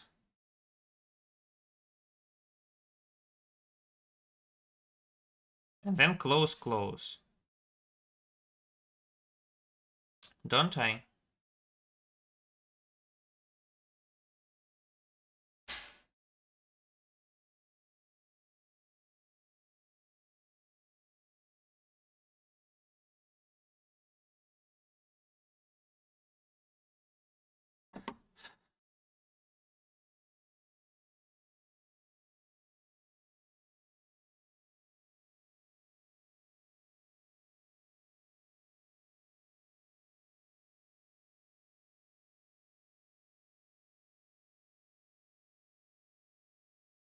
So what I can do actually is I can begin with big opening and closing parentheses. And now these positions became odd ones. So actually now I have to do something on the odd positions. Okay, let's do it on odd positions. So I have like 0, 0, 1, 1, 0, 1, 1. How do I do it? So if I have a 0, I just open and close. If I have a 0, I open and close. If I have a 1, I open and open. And then I immediately close and close. Then I have a 0 and I open and close, and I have a 1. I open and open, then I have a 1, I close and close. What if I have 0, 1 have here? Open and open, then I open and close, and then I close and close. Okay, I don't like it.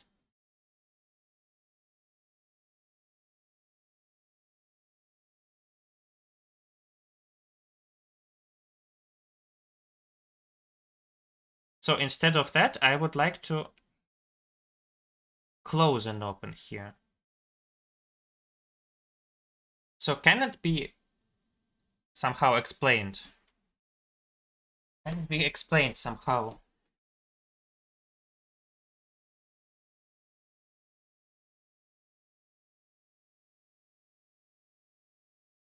So what do I do?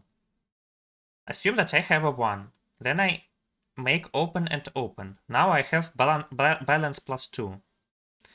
Then since I have a question mark, I really want to close here. So if I have a 0 now, then I open and close. But if I have a 1, I simply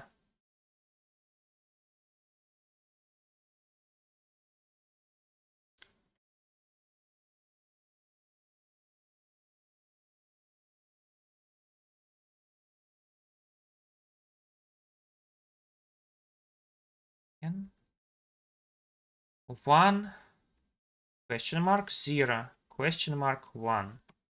So I open and open, then I close and open, then I close and close.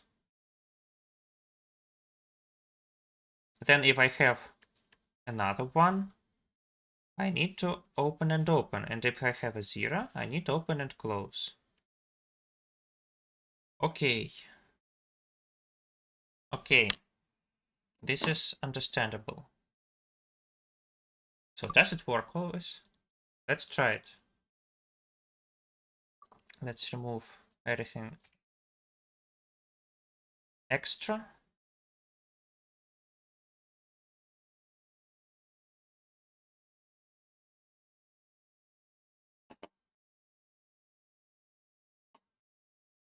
So we read n and then we read a string.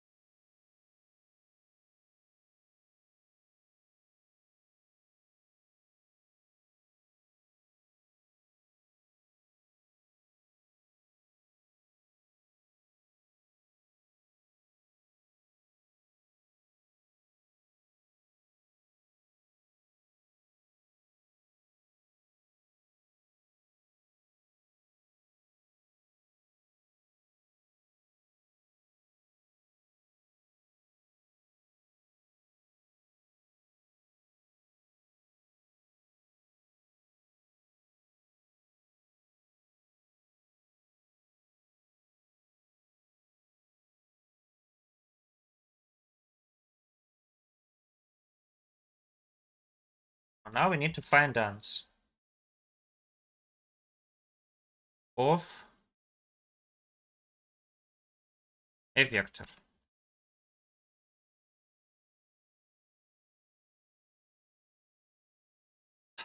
So first of all, if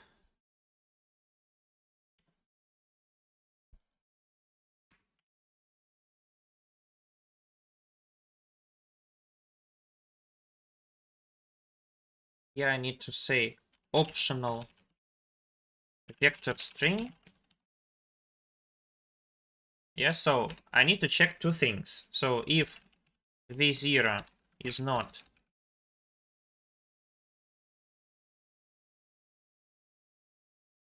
let's make vector string ans and then we return ans. So if v0, we say that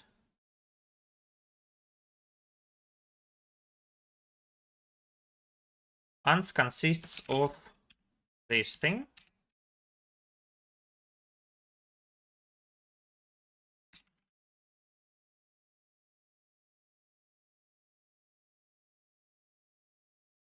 Yes.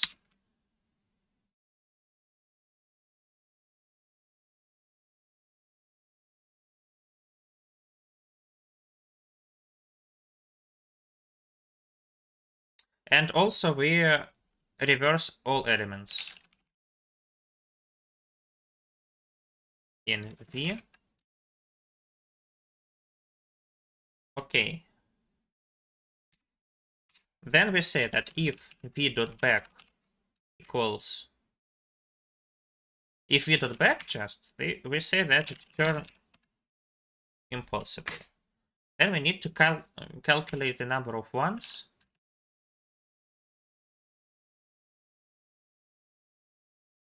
So if ones plus equals b, and if ones is odd, we return also nothing. Okay, let's assume that nothing of this happened. Then we calculate the difference array, which is of size 2 times n minus 1.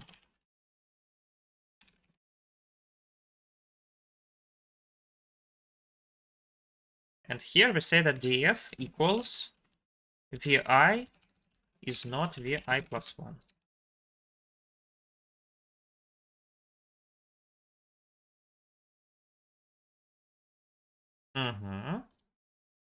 Now we have two walkthroughs for this array.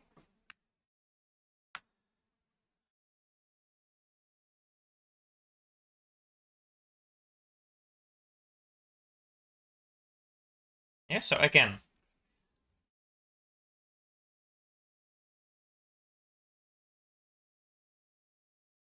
so we have even positions and odd positions.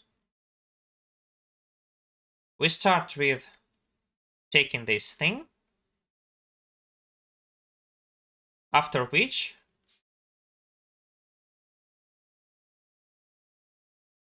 all these positions become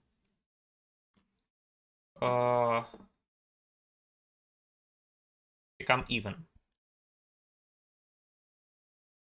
Let me think. So, okay, so I have two arrays.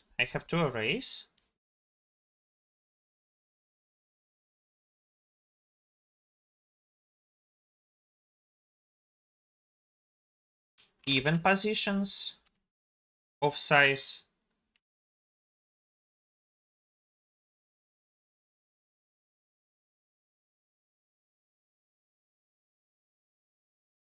I think of which size.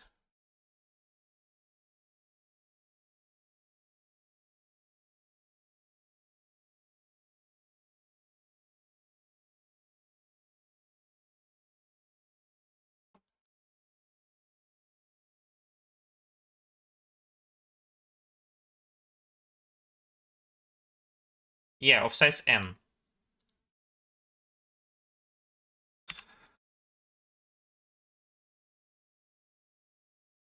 We say that even I equals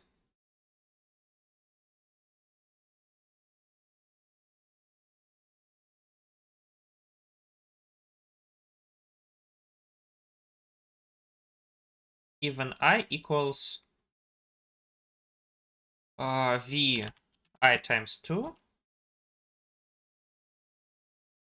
but even front is inversed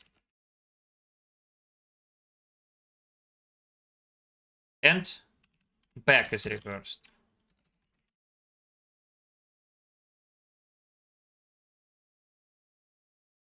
Okay.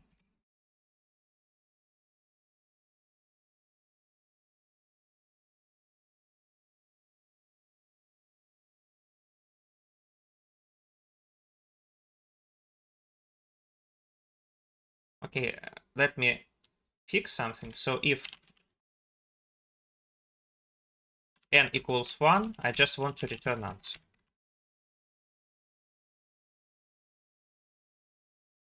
So here I say that ans.pushback construct of even. And after that, I make the odd of size n minus 1, which is v I times 2 plus 1. Then ans.pushback opening bracket plus construct of odd and plus closing bracket. Yes, and we return answer. So here we need to construct.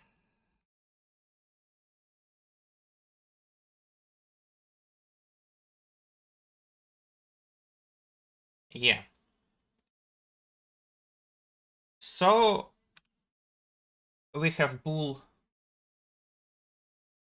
odd, which is initially false. Now we go through all booleans in V. So in the end, we will say that odd XOR equals V. So if we have like 4 cases, yeah. So if not odd, and not B, yeah, this means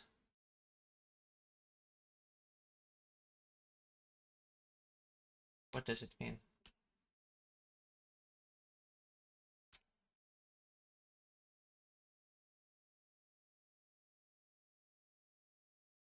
We just add this thing. So what if odd, not odd, but B? Then we add 2 opening brackets. So what if odd, but not B? Then we add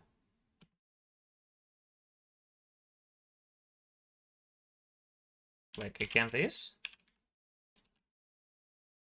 I don't understand. No, I think we add closing and opening. And finally, we add 2 closing.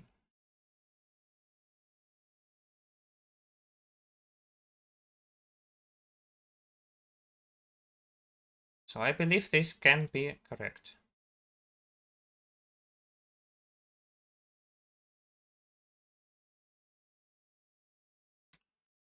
-1, 2,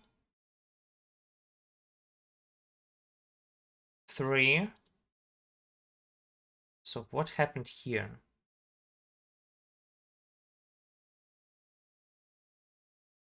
Okay, this is not good. This is really not good. This means that something went wrong.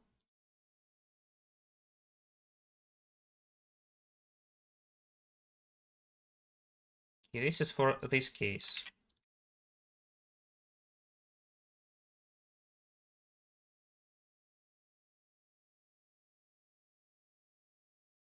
True, true, true. So for some reason, it was odd. So let's look at this. We have 1 0 0 1 1 1, which is 1 0 1 0 0. So why did it happen?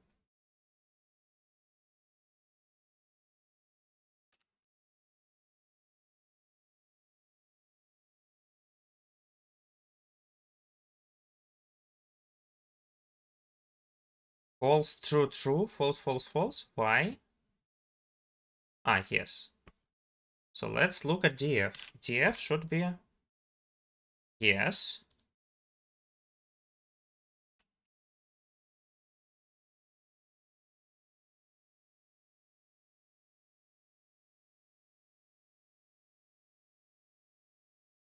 Why is it always true?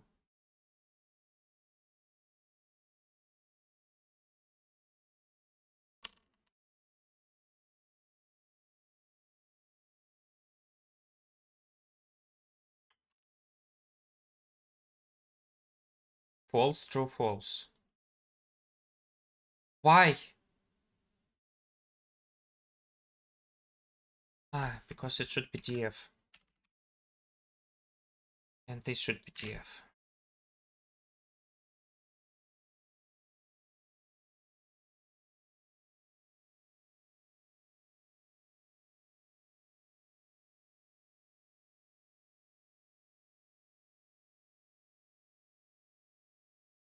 Yeah, let's see. Is it correct? Tun, tun, tun, tun. Tun, tun, tun, tun, tun, tun. Tun, tun, tun, tun, tun, tun. Okay, so this is 1 1 1 1 1 1. This is 1 1 1 0 0 1, and this is 1 0 0 0 0 1. Let's calculate 1 0 0 1 1 1. Yes, it is fine. And finally, this thing should be 2.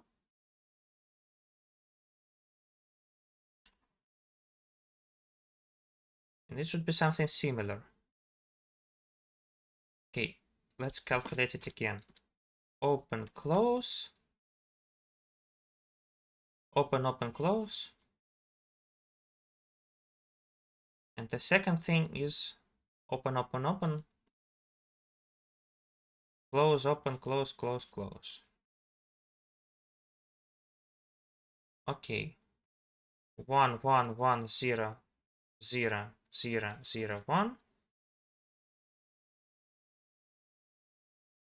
1 0 1 1 1 1 0 1. So it is 0 1 0 1 1 1 0 0. Yes, it is submit and accepted. This is instant submit and instant accepted.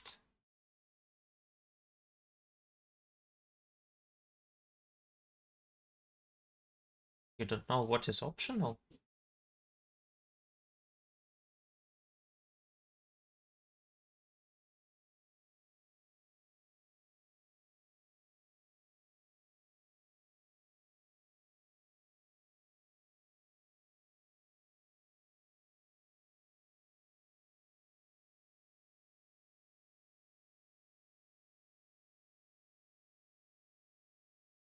How come? Okay, so I still suck. Okay, 500 plays. This is funny. This is my well-deserved place. 585th place.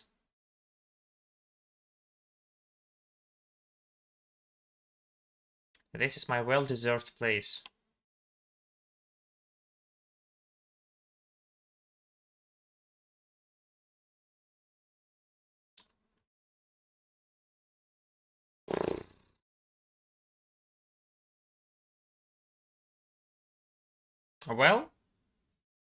Well, it's because you solve problem C in 44 minutes with a stress test.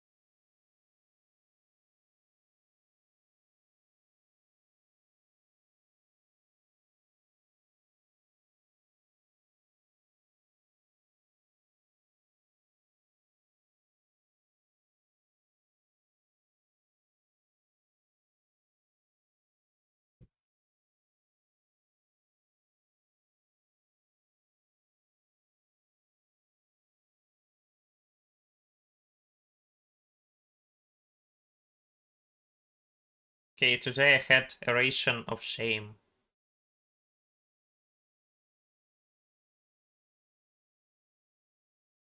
Well, it happens.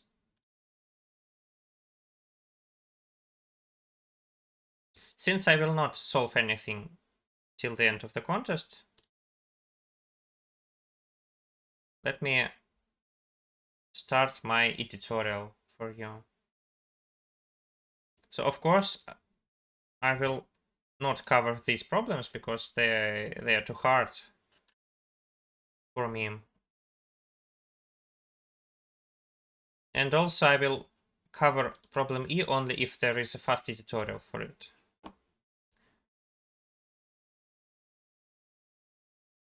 Problem A. Problem A. So we are given a permutation, size n. We can select any index, any element which is greater than both of its neighbors, and we can swap it in the next one. We want to determine whether it's possible to sort the permutation. Okay. So how to solve this problem? So it is noticeable that if element is greater than both its neighbors, then we can move it to the right. And actually, it's a good direction to move it, yeah, because if element is bigger than its both neighbors, it means that it's like large. And if it's large, then we want it to be as right as possible. So what is condition which is if which holds, if which holds, then we can move it to the right. For example, it's enough for AI to be the maximum element. Yeah, so if AI is the maximum element, then it is always greater than its neighbors. And we can move it to the right. And we want to move it to the right because it should be on the rightmost position. Yeah, so in the end, in the sorted array, the maximum element m should be here. So we definitely can move it there. Just consecutively applying the operation to this m.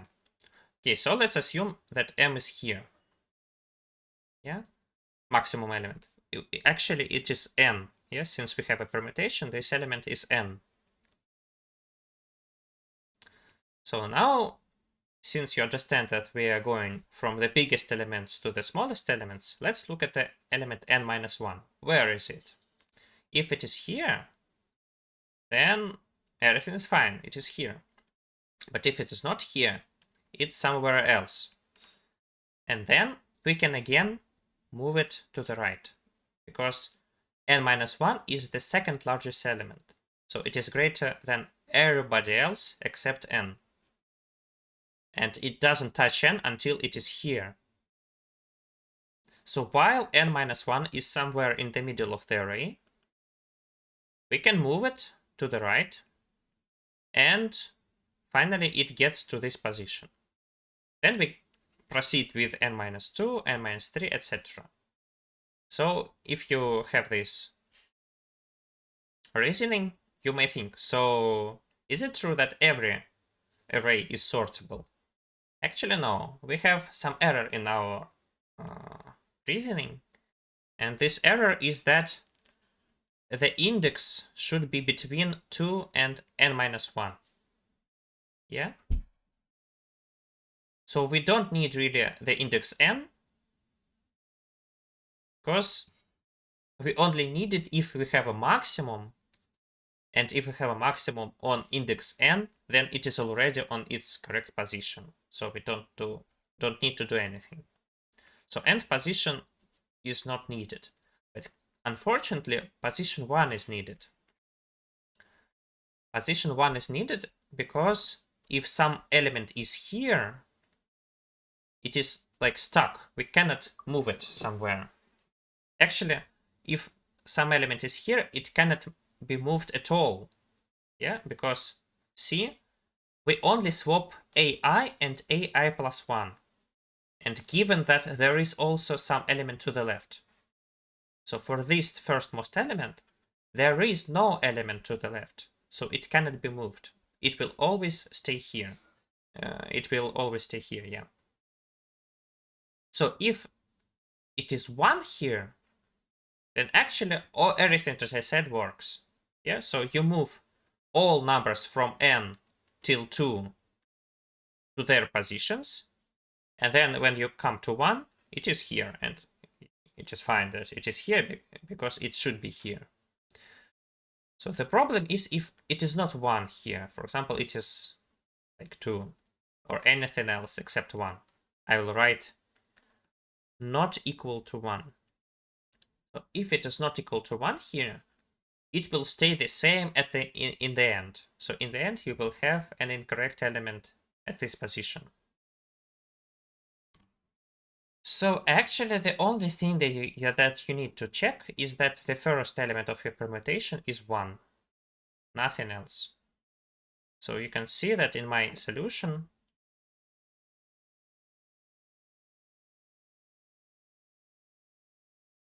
yeah, I just check that the first element is 1. That's it. Nothing else. Okay, problem B. Problem B. We have a string of length n of characters A and B. We can choose any index I such that this element is A and the next element, like character, next character is B, and we can swap Si and Si plus 1. But we cannot choose any index more than once. Yeah, so we need to find the maximum number of operations that we can carry out. So first of all, let's assume that the first element of this string is B. Then actually you cannot move it. It will always be B. Yeah. In order to move some B, you need some A to the left of it. But here we do not have anything to the left. So B will stay here always, so we cannot apply operation to this element. Moreover, it is true not only for the first B, but if we have some block of B's here, none of them can be moved. So all of these B's are like immutable, untouchable. And the same goes for the suffix of A's. So if you have several A's here, you cannot touch them at all. So what I want to say is that everything else it can be touched. Oh, okay, also this element cannot be touched. Yeah, because since this is always A, you cannot touch this element. I mean, you can touch it in this direction, but you cannot touch it in this direction. Because if you want to apply operation I, you need to have this pattern. But B can never be here. So you cannot touch this element. So again, what do? You remove all B's from the beginning, you remove all A's from the end, and you also remove this element. So I want to say that everything else can be touched. Let me prove it to you. So as you can see, everything else here can be divided into the following blocks: several A's, then several B's. And then again, several A's and several B's. And again, several A's, several B's. Maybe the number of blocks is 0, but still, 0 or more blocks of this type. Let's look closer at this block. So what can you do with it? Actually, you can do the following. You can move this B to this position. How can you do it? You just swap B consecutively with this A, then with this A, then with this A, etc. You end up with B, then a lot of A's, and then a lot of B's. Let me underline which indices we touched. We touched these indices.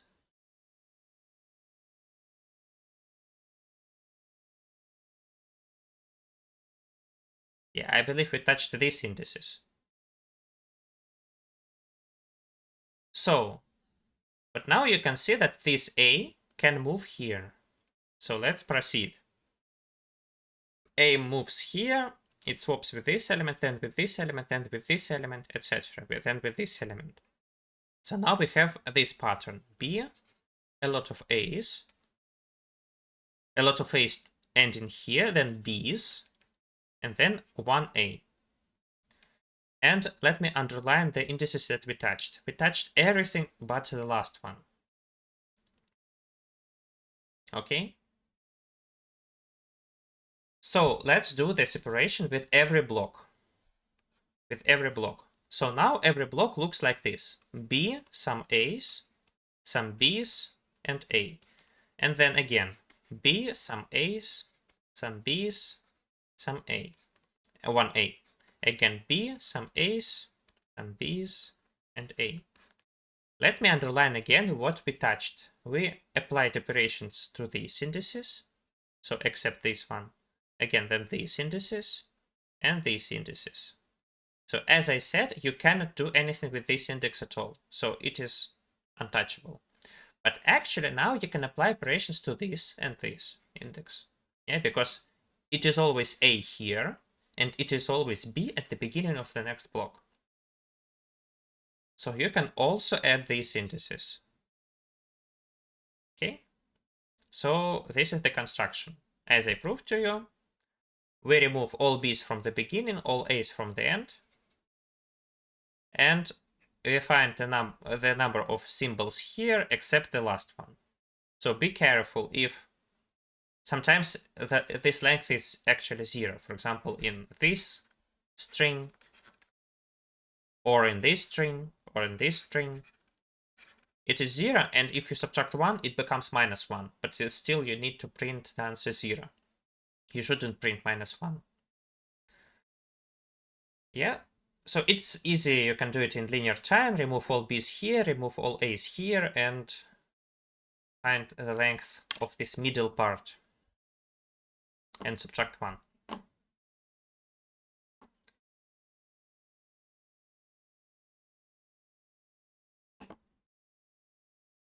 Okay, problem C. Problem C.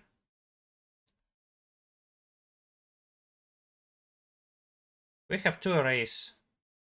Actually, I don't have a really nice solution for this problem. I believe it might be a bit messier than it should.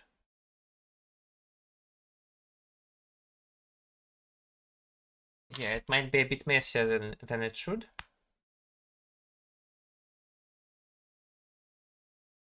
Okay, I will explain my solution. But if during my editorial we will get an official editorial, I will explain the official solution, which might be easier.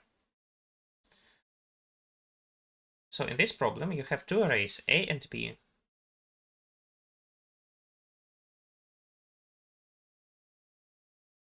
Of same length.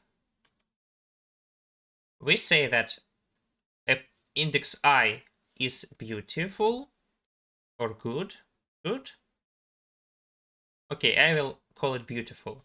The index I is beautiful if AI is greater than BI.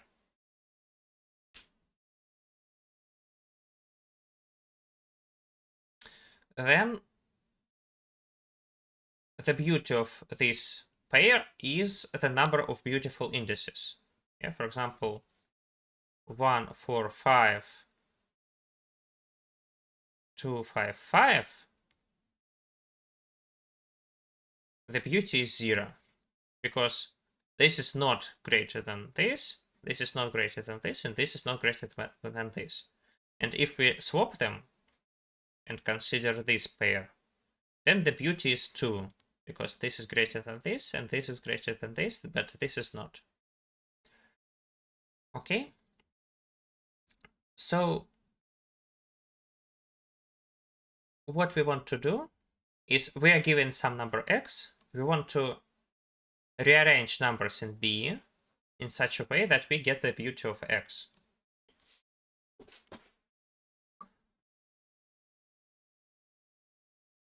So let's solve this problem.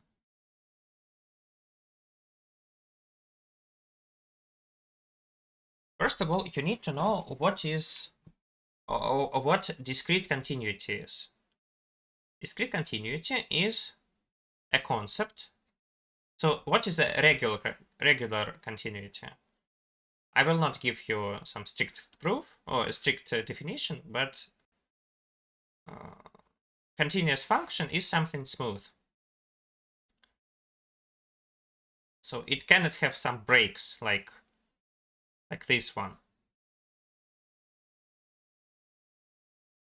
What does it mean is that, what do you usually know for a function?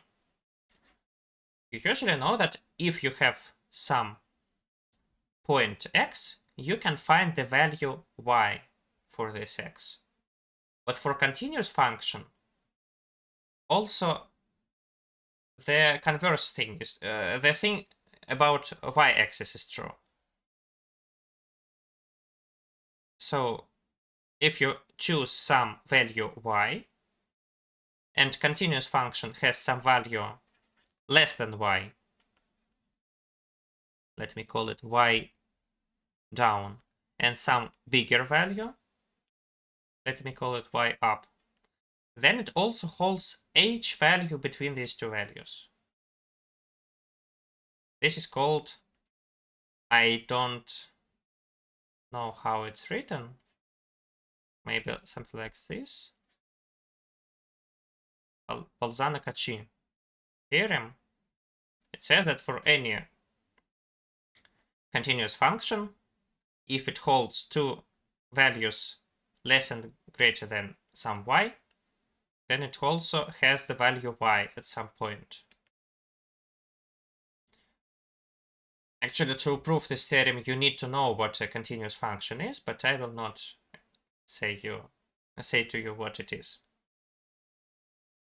Still, this is very important concept, but in case of discrete functions, which work not from real numbers to real numbers, but from, for example, integers to integers, there is also something which is similar to continuity.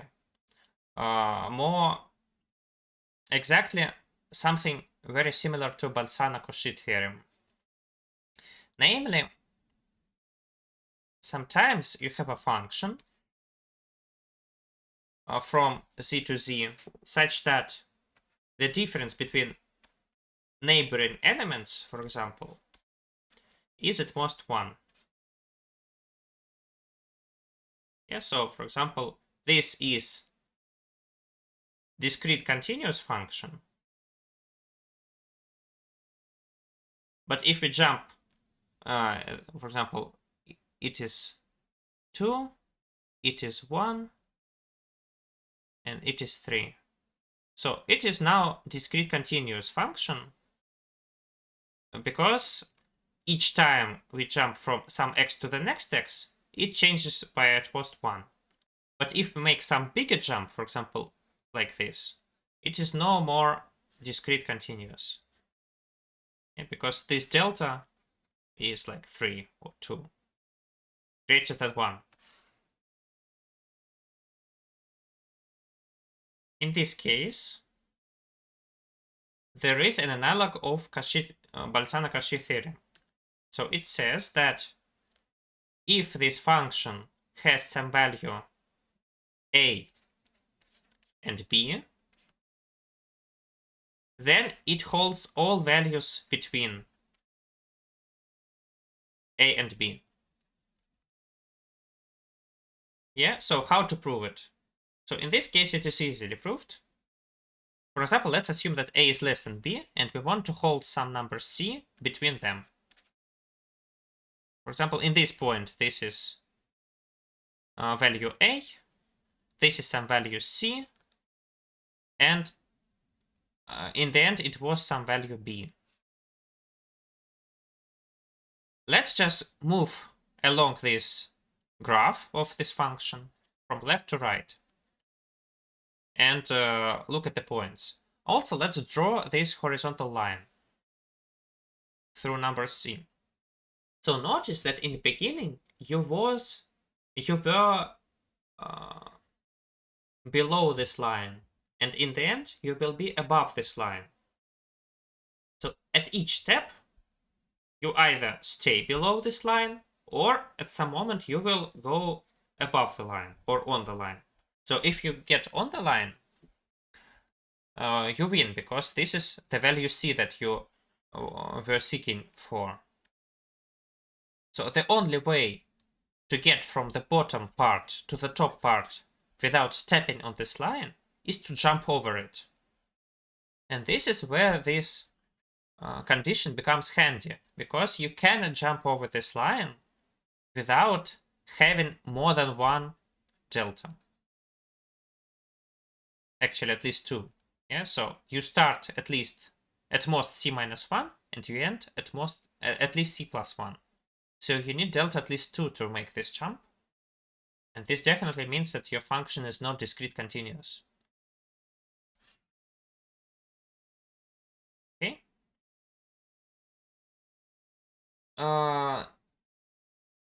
If you let me be a bit, like, if you let me teach you something, this is not always true. So for some functions, you still can apply some analog of Bolzano-Cauchy theorem.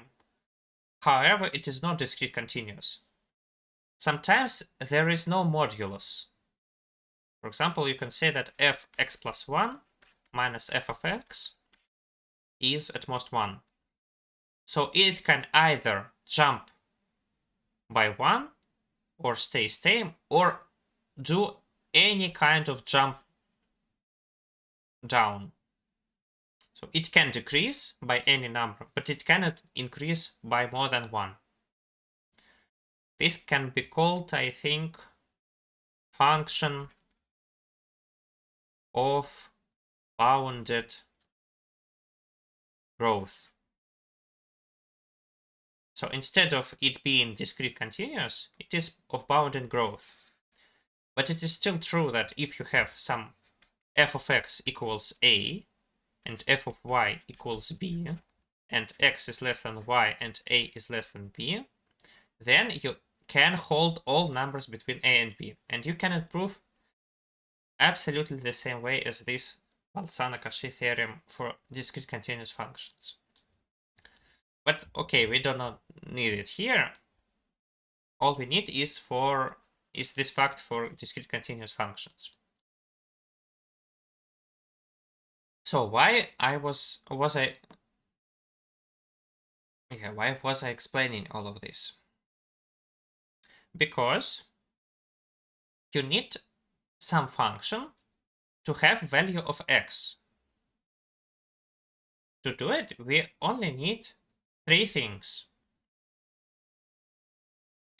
We need some value which is less than x. We need some value which is greater than x. And we need some process to get from a to b with discrete continuity. Why is it enough? Because here we had less than x, here we had greater than x, and the process can be considered as a discrete continuous function. And Bolzano-Cauchy theorem says that in this discrete continuous function, you will have some point in which value is exactly x. And this is what we needed. Okay? So let's do it. Okay, first of all, let me replace it with non-strict signs, because if f of a is suddenly exactly x, we will only be happy of that, because we can return point a. Sorry. Okay.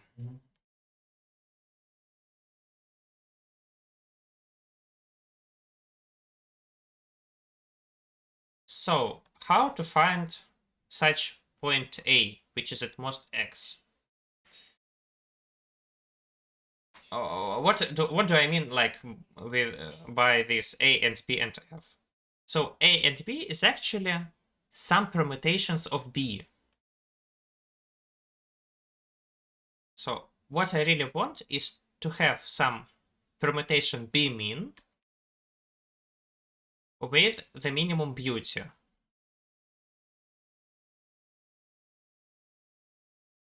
Minimum possible beauty. And beauty of B max is the maximum possible beauty.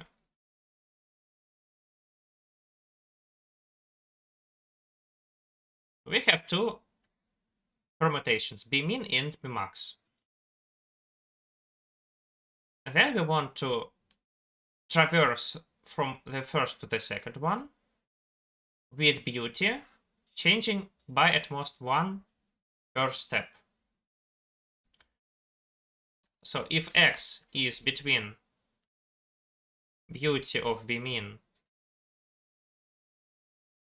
and beauty of B max, then at some moment we will get x. We will get x.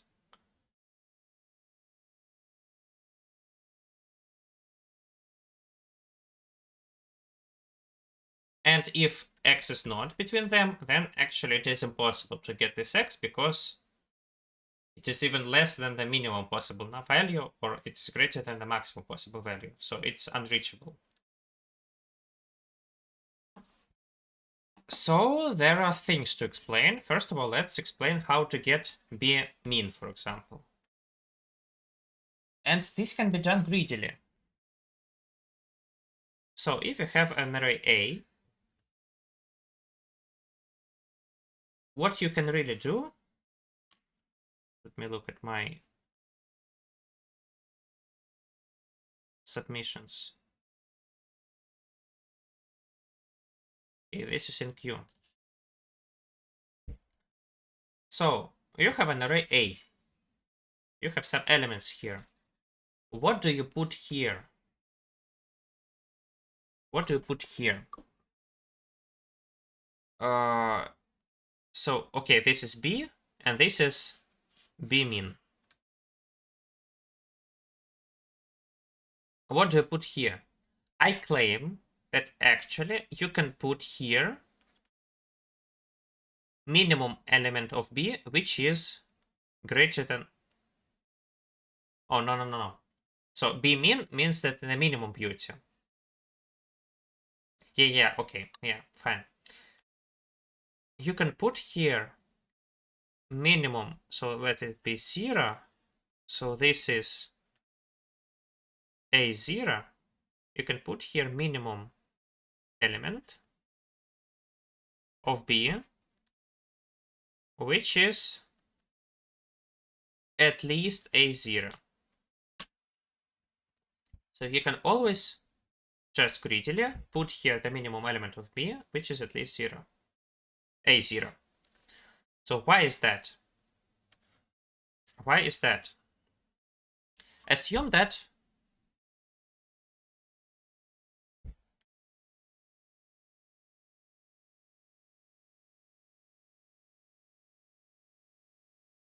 you have some real B minimum. Real. Yeah, and in it, here is some element just L, and minimum element, which is at least A0, is somewhere else. Let's try and swap them. Okay? So let's think what happened. Let's swap them and get this one. So now here we have element, and here we have minimum element, which is at least A0. So to finish it, we need to consider some cases. First of all, I want to say that it always gives you +1. This thing always gives you +1 because this is at least A0. No. Actually, it doesn't give you +1. It gives you +0 because it is not less than A0. Yeah, we get a beautiful pair if AI is greater than BI. But we took some element BI which is at least AI, so this is not, it doesn't hold, so we don't get +0. So what I want to prove is that our permutation is no bigger than the optimal permutation, and it is +0 here. So the only way it can be bigger than this one is that it is +1 here and +0 here and +0 here. This is the only way that the top one can be greater than the bottom one. Okay, let's look at this. So since you got +0 here,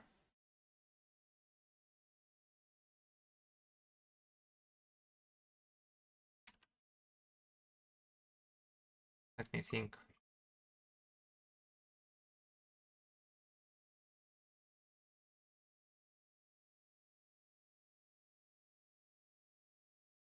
Okay, yeah, since you have +0 here, this means that element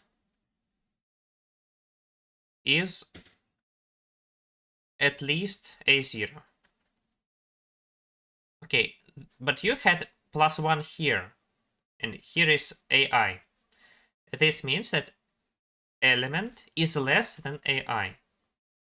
But also notice that we have +0 here, and this means that element is greater than minimum element, which is at least A0.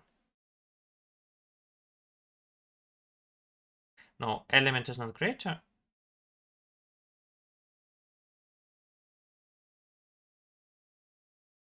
AI is at most this, okay? So if you combine these two inequalities, you get that element is less than minimum element, which is at least A0. But it is a problem, because here you have that element is at least A0.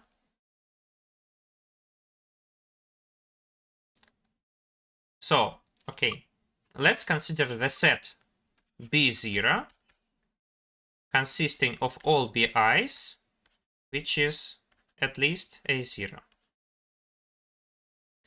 Then we see here that element belongs to B0. Also, by definition, this rectangle, which is minimum element at least A0, this rectangle also belongs B0. Moreover, it is equal to minimum of B0. But finally, we have that actually this min element is greater than L. This is a contradiction, because you have two elements of B0, L and rectangle. And rectangle is greater than L. But this means that the rectangle cannot be the minimum, because you have some less element. But by definition, it is the minimum of base 0. This is a contradiction. So this was quite long, but what we get from it is that you cannot have... so you can do it greedily. You can choose this element greedily. So after that, when we take A1, we can again take minimum element, which is at least A1, but except this one. So we take this element except all the previous ones. You can also easily prove that it is optimal. Also, it is worth noting that if you don't have any element, so let's assume that no elements which are at least A2, then you just need to take the minimum element. The intuition is as follows. If you have several, so what you really want to do by minimizing this beauty is to not spend big elements until you really need. Yeah, because sometimes what you need to do is, so you have some AI, you need to get some BI which is at least AI. And you cannot do it if you already spent all your big elements. So if you have some big elements, spare elements, you can spend one of them to feed some big AI. But if you already spent them, you cannot do it. So you only spend minimum possible element to satisfy this AI. So this is why we take the minimum element, which is at least some AI. But if you don't have any such element, we just take the minimum possible element from the sequence, because again, we don't want to spend any big BIs if we even don't get any points for it. It is easier to prove as well that it is optimal to do. So let me continue.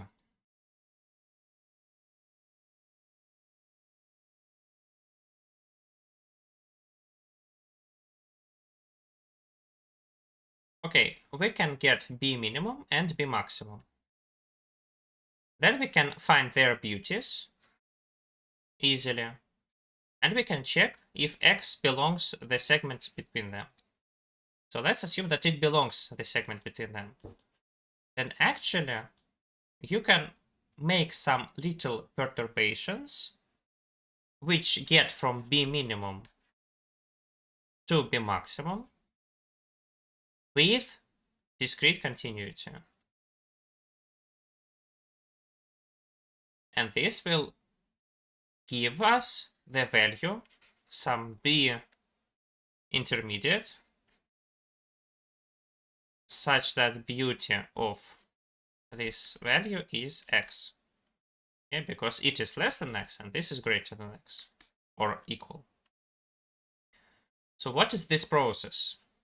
This process is transpositions. Assume that you have two permutations. Let's go through them from left to right. Let's assume that we have some equal prefixes and when we have different elements. What can we do? For example, let's assume that there is element A here and B here. Okay, I don't want to use the same designation twice, so let it be K and let it be L. And let it be like B max and let it be B intermediate. And it initially was B min, but now it is probably not. So let's find K in this array. No, sorry. Let's find L in this array. So somewhere here is L. To find L, you can use inverse permutation.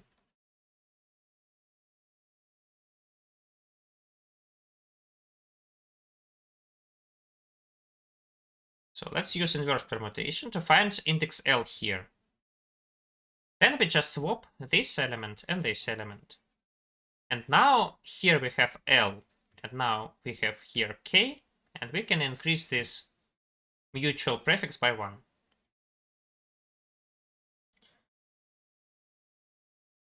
And this is great, actually, because what I want to say is that this transposition didn't change the answer much.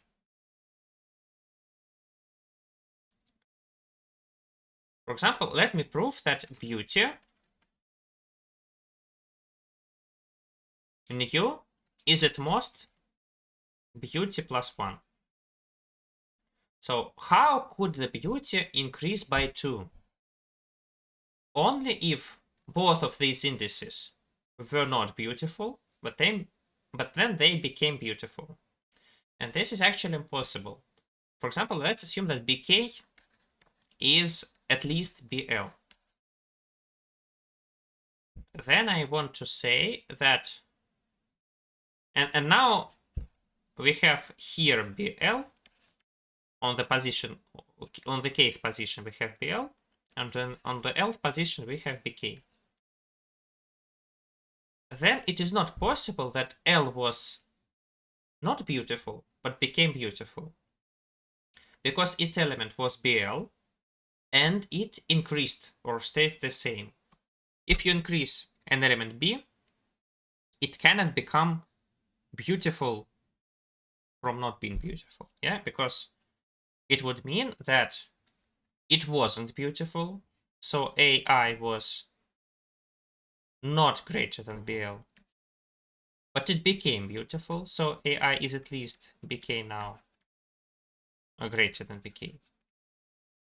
But also BK is at least BL. So you can see here a triangle which is impossible, because there is a strict inequality and this is a triangle. The same is true for beauty -1. So beauty prime is at least beauty -1, because it is, if it is -2, then it means that you had both these indices beautiful, and then they both became not beautiful. And this couldn't happen because of the same reasons. If you want to the strict proof, this is an exercise for you. Prove that the beauty prime. Okay, you can prove that transposition is discrete continuous function. Okay, so this is how you do it. Also notice that if you make a swap, you also need to make some swap in inverse permutation. If you want to fast find the positions of some elements, you need to apply inverse permutations in them. Okay, this is how you do it actually. Also, I maybe need to explain you how we do this. So what do we need to do here? We have some array B, and we need to find a minimum element which is at least some element here. This is what can be done with like multiset dot upper bound. But actually,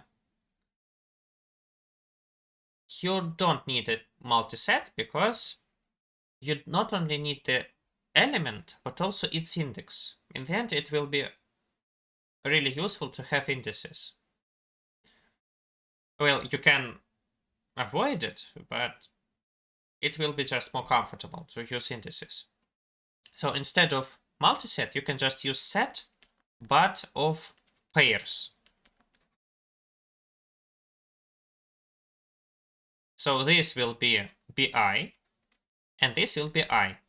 So not only you get the value of bi, you also get the index at which this bi takes place.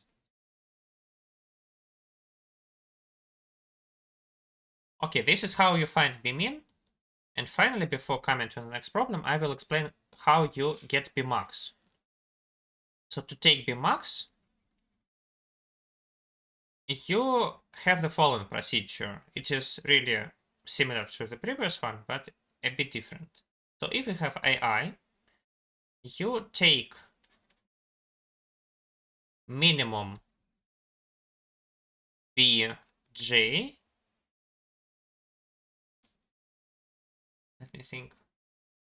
No, you take maximum bj, which is less than AI. If no such, then just maximum bj. The reasoning is absolutely the same. So intuitively, you don't want to spend big b's. You don't want to spend small b's, because small b's satisfy any AI, and big b's satisfy only a little number of AI, a few of them. So at any point, you take only the maximum possible b which satisfies you, and if nothing satisfies you, then you just choose the maximum possible bj. Again, because taking something bigger is better for you than taking something smaller. Okay. Problem D. We have one index array of length n, and we have two operations. Check if there exists a subarray of some s, and change AI to v. So how to do it?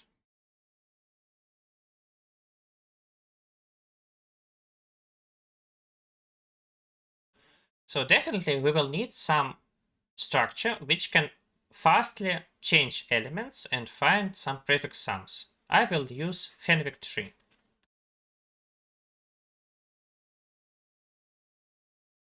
Okay. So, okay, let's store our array in a Fenwick tree. Fenwick tree is capable of finding prefix sums. So how do you do both operations? So the first operation is change AI to some value. Actually, Fenwick tree is not capable of assigning, but it is capable of adding. So what you need to do is you store your current AI. Then you know that instead of changing AI to val, you have AI plus equals val minus AI. So you have this addition operation, and you send it to your Fenwick tree, and it does it. So what is the second operation? The second operation is check if there exists a segment with some s. So any tree-like structure can be modified so that it works not with indices, but with some more complex conditions. For example, if you have some segment tree, what do you do to find some segment like 2, 7? Okay, 2, 7. You have some root which corresponds to, for example, 0, 15. Then you have two children, one of which is 0, 7, and one of which is 8, 15. Then you discard this part because it is not needed, because 8 is greater than 7. Here you subdivide into 0, 3, and here 4, 7. Actually, both of them are needed, so you subdivide both of them. So 0, 1, and 2, 3. This is discarded. This is taken. And here you subdivide it into... it is just taken. That's it. So you see, you have some segment 2, 7, and it gives you a condition. So you have three conditions. You can either discard some subtree, or you can subdivide, or you can just take it fully. So the important thing that you need to understand is that not only the condition of intersecting with some segment is applicable here. You can just take some condition, for example, prefix sum is at least 10. And then you can do the same thing. So you have, for example, this segment. Let me think what I meant by that. Let's, for example, solve this problem. Find longest segment with sum at least 10. How do you do it? You subdivide into two segments. So if this sum is at most 10, then actually you can take this whole segment and something from here. So let's say that this sum is s, then you're asking here a segment with sum at least 10 minus s. Oh, sorry, at most 10. At most 10. So if the left segment sum is at most 10, then the answer lies in the rightmost segment. But if it is greater than 10, then the answer definitely lies here, and you just run the recursion to this subtree. Okay? And the other example. The other example is that assume that you only have values of 1 and 2. Find longest prefix consisting of 2's. Again, let's have this tree. So, as I said, there are 3 conditions, but in this case we have only 2 conditions. Okay, so how do we do it? Let's subdivide it into 2 segments. So let its length be a len. So the number of leaves in this segment tree is len. In this segment tree is len. So if sum here equals 2 times len, it means that there are only 2's here. So the longest prefix consisting of 2's consists or contains all these subtree. Left subtree is almost fully contained in this prefix. So we actually run the longest prefix here, and it finds it. And you add it with this one. So, but if s is less than 2 times len, then the longest prefix does not go over this border and it doesn't go to the right subtree. It fully stays in the left subtree. So you can just write, you can just call the recursive function here. Okay?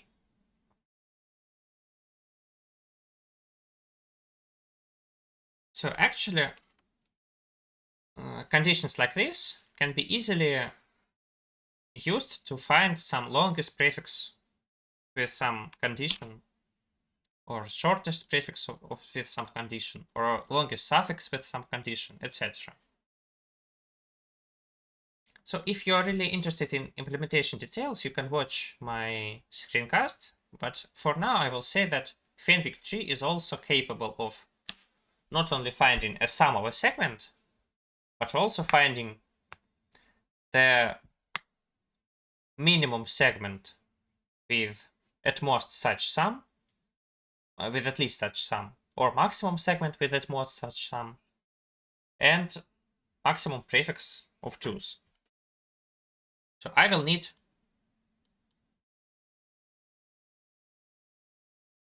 I will need 5 functions. So my Fenwick tree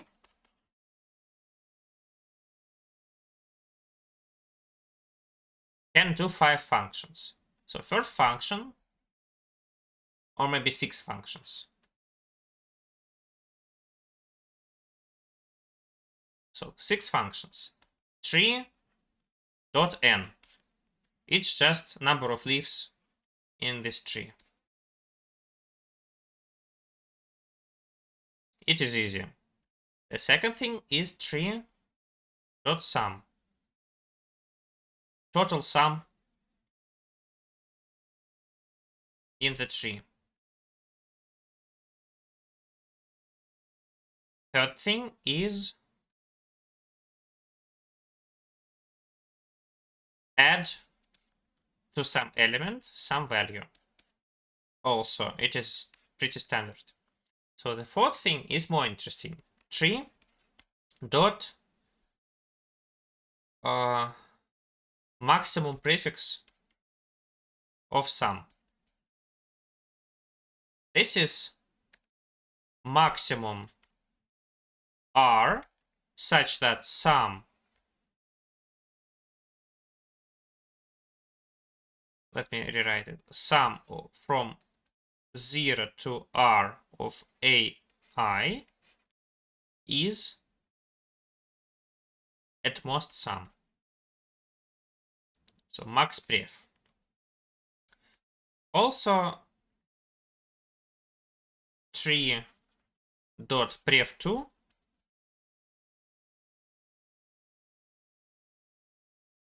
it is maximum R such that A0 equals A1 equals etc. equals AR equals 2. So if none of them are 2's, then -1. And finally, SAF2 such that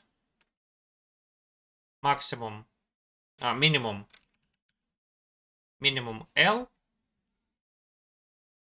such that AL equals AL plus 1 equals etc. equals AN minus 1 equals 2. So this is what I will need, especially 4, 5, and 6. Okay, let me explain why you need this. Okay, let's look at our segment. And we got the second type of query. You are given some sum S. You need to find out whether it is possible to represent it as a sum of subarray. First of all, let's try to express it as a sum of a prefix. To do that, let's call the fourth function, which is maxPref. So it found some prefix, and in this prefix, the sum is at most our number S. Okay? So there are cases. First of all, if it is exactly S, then we are happy, because we return true if it is exactly S. So let's assume that it is not S. Then the next case, if this prefix is the whole array. This means that the total sum is at most sum, even less than sum. So total sum is less than S. This means that the answer is false, because even the total sum is less than S, then any sum is less than S, then you don't have such subarray. The third case, which is most interesting, is that you have some subarray. This is not the whole array, but the sum is not S. Notice that this definitely means that the sum is S minus 1. Yeah, because if it is at most S minus 2, then you could add one more element and still be at most S. This is impossible. So actually S minus 1 here. But if you add one more element, it becomes strictly greater than S. So it is definitely 2.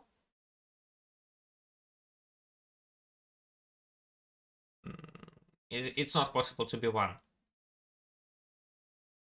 Fine. But notice that now what we would like to do is look at this array, say that it is S plus 1.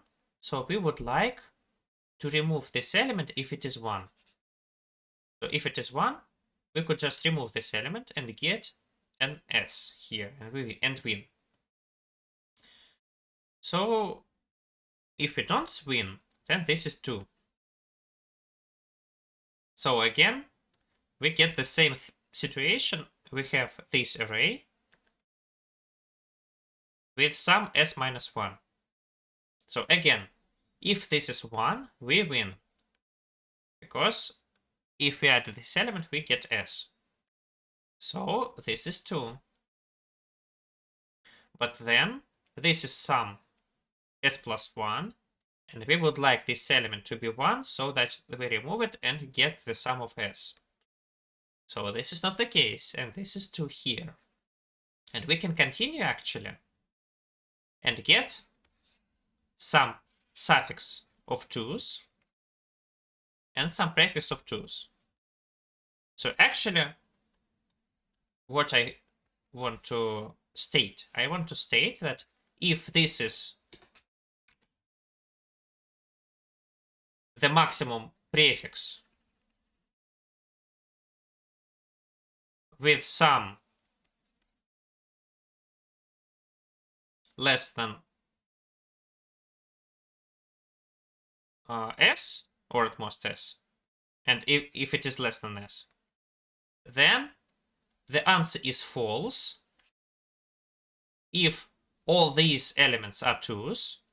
Let the number of these 2's be k. And these k elements here are also 2's. So this is the condition for which the answer is false. Otherwise, answer is true, because if you have at least one here, then at this moment we have a choice, and this choice can help us get the sum of s. Okay. So this is what we need to check. We need to find the maximum prefix of 2's, and maximum. This is called maximum suffix of 2's. And here we have maximum prefix of 2's. And we check, is it true that it is at least k?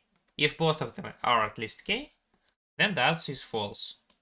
To get the maximum prefix of 2's and maximum suffix of 2's, you use these operations.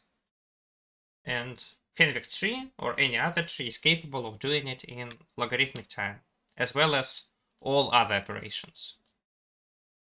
So you do it, and you check this condition. Okay, now let me look at the tutorial if it is already there. Yeah, there is a tutorial.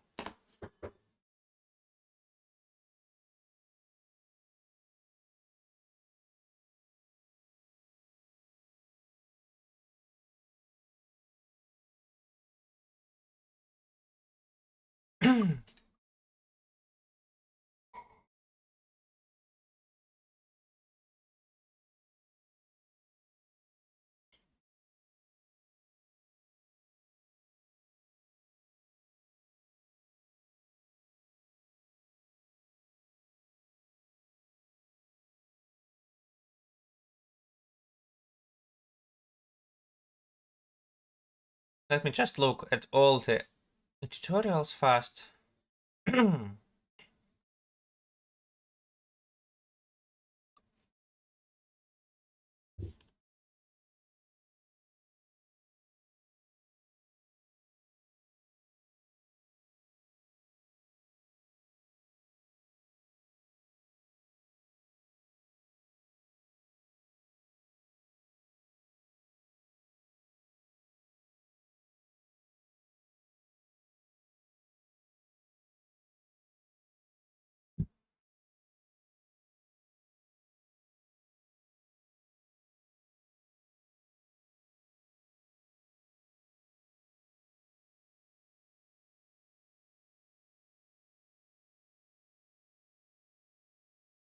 Okay, let me also say some words about D, and then I will come to problem C.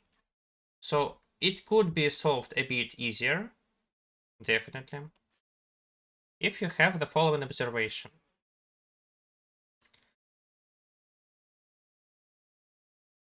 So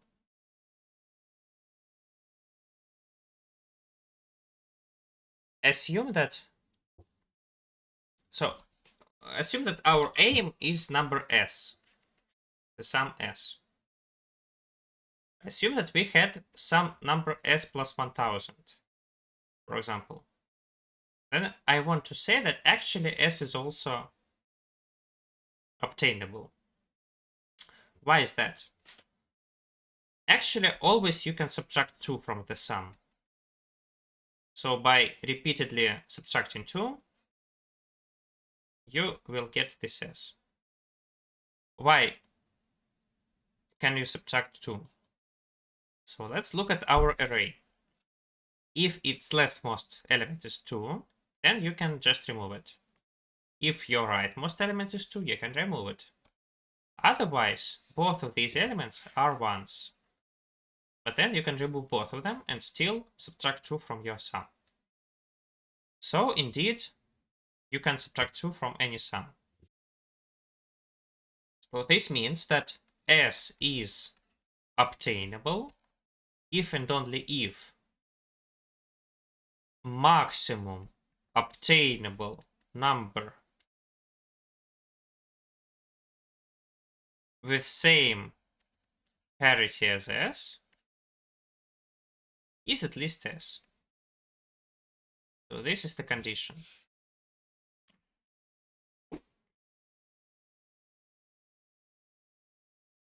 What you want to do is find the maximum number which is obtainable, which has the same parity as S.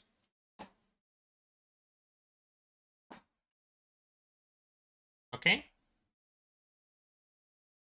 So how to do it? Let's assume that we are given some number S. Let's find the total sum of all numbers in our array. Total. So if this total sum is the same parity as S, then you just need to check that total is at least S. This is all you need to check because they are the same parity. And you cannot obtain anything greater than the total sum. Otherwise, you need to check you need to find the maximum sum of subarray with different parity than a total. And to do it, you really need to remove like all 2's from the beginning or all 2's from the end, and also a single unit from right and single unit from left. To do it, you really need to store all your ones in a set. So you have set int ones positions. So when you replace 1 with 2, you erase a 1. When you replace 2 with 1, you add some 1 to this set. And when you are asked this thing, you find the leftmost one, and you subtract all these 2's and this 1. Or you subtract all these 2's or this 1. Whichever gives you the bigger result. After that, you just compare this number with S. This is it. So the problem is not very hard.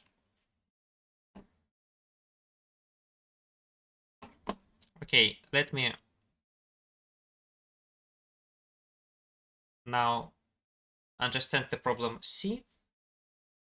Then I will explain the easier solution.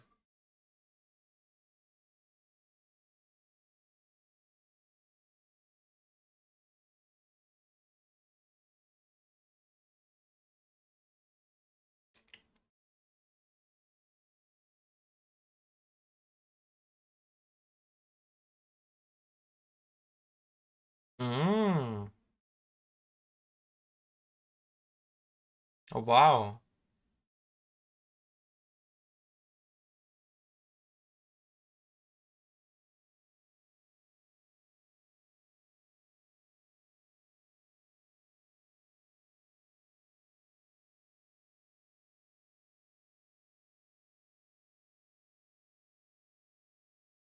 Wow.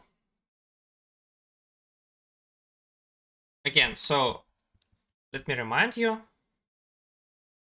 We have some array A.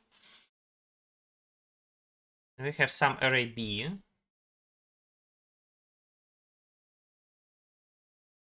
And the aim is to get some array B prime, which is rearrangement of B, such that the beauty of this pair of arrays is X. And the beauty of a pair of arrays is the sum, is the number of beautiful pairs. A pair of indices AI and BI, I should be the same. So the pair of elements with the same index AI and BI is said to be beautiful if AI is bigger than BI. So you want the number of elements AI which are bigger than bi be exactly x. Okay? So what do the authors of the tutorial say to us? What they teach us? They say that you, first of all, you sort A and B in increasing order. And then they say that you only need to check the following way. So in the end, you put only minimum elements. And in the beginning, you take only the maximum elements. So if this has a beauty of x, then of course it is win, because we just return this rearrangement. If it is not x, then we lose. That is, we will never get exactly this beauty. Okay, let's prove it. So I will prove two things. First of all, if this array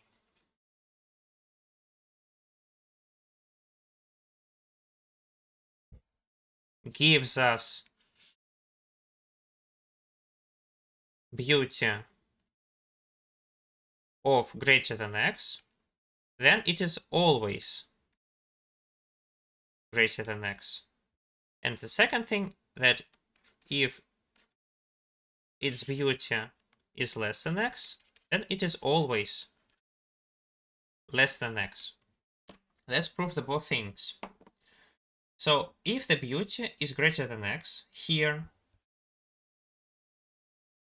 this means that at least one element from here, let's say aj, is greater than the corresponding bj plus x. Okay? I want to say that then in this case you will always get the beauty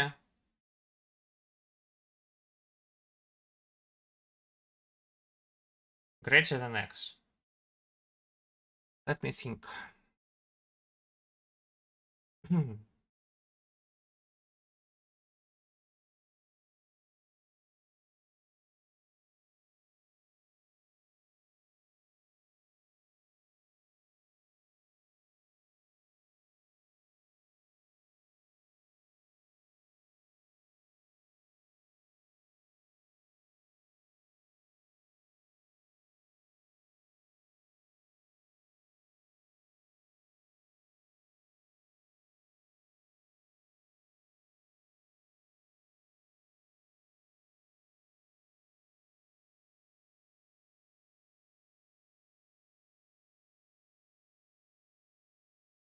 Well, it means that it is simply not possible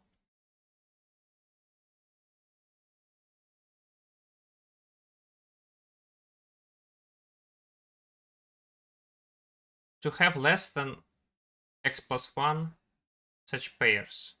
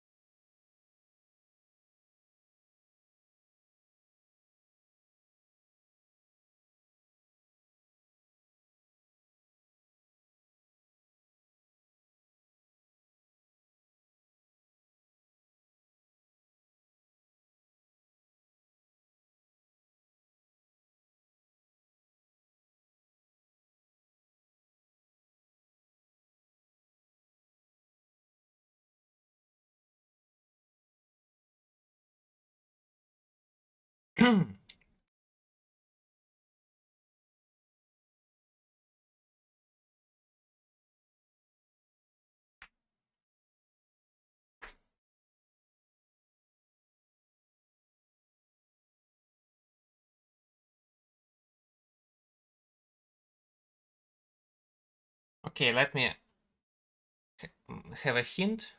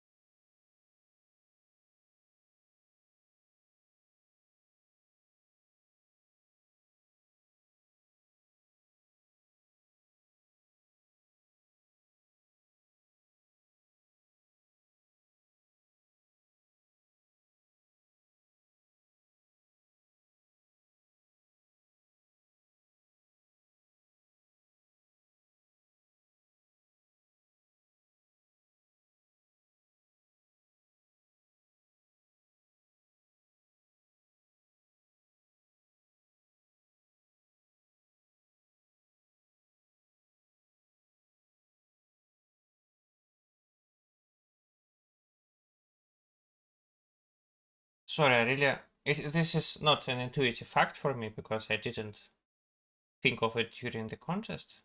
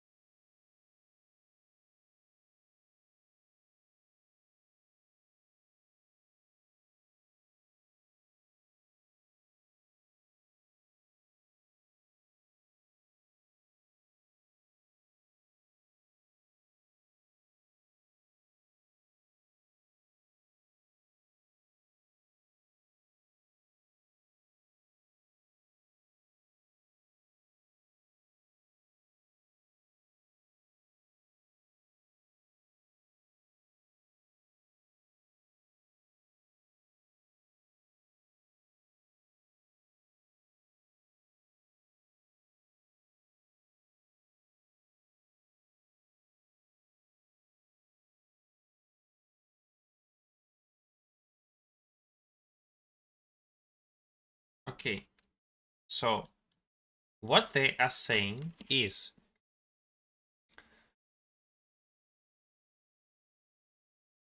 let's consider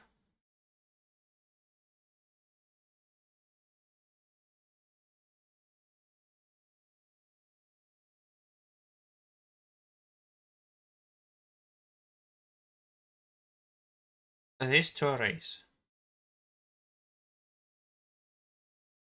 So let's find an optimal way where the beauty is at most x. And let's consider our way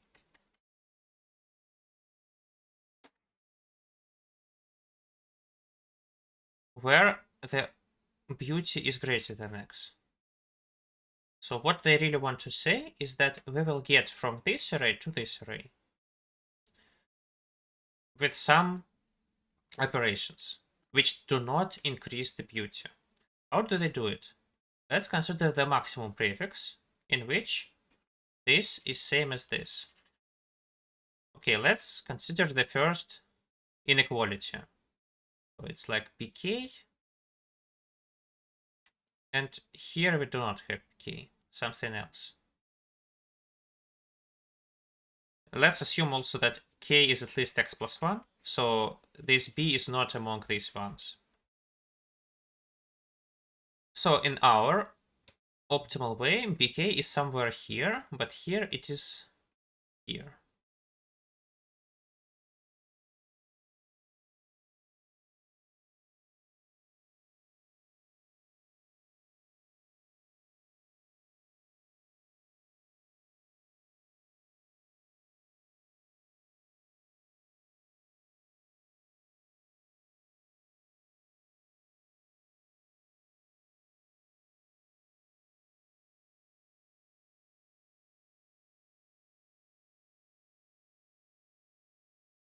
Okay, so what do they say? They say that we have some BL here, and we want to swap BL and BK.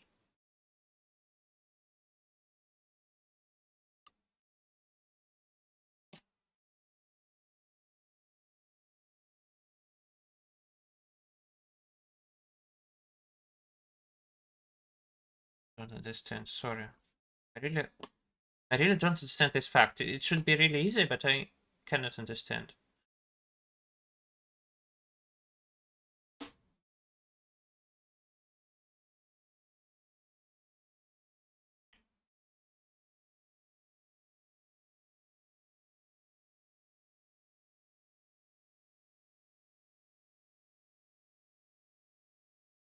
Ah, it is a longer. It's longer. This is the whole proof.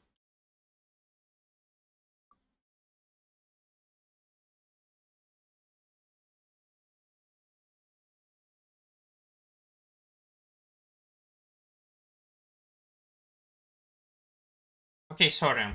I think I shouldn't spend so much time on it. I'm really not in condition of understanding this proof. So you can read the editorial if you want.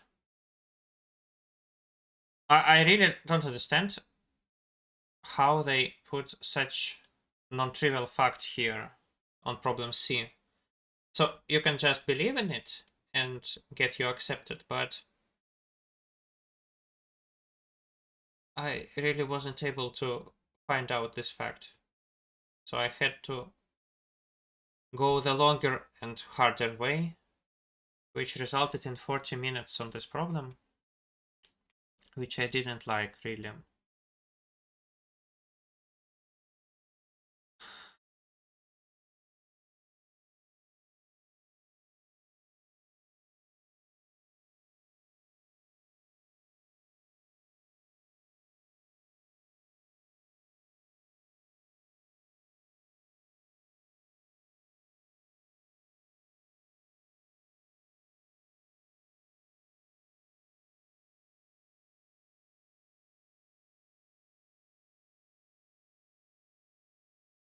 Okay.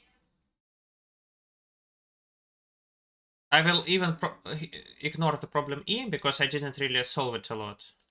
So let me explain problem F. problem F, you had, so what do we have in problem F?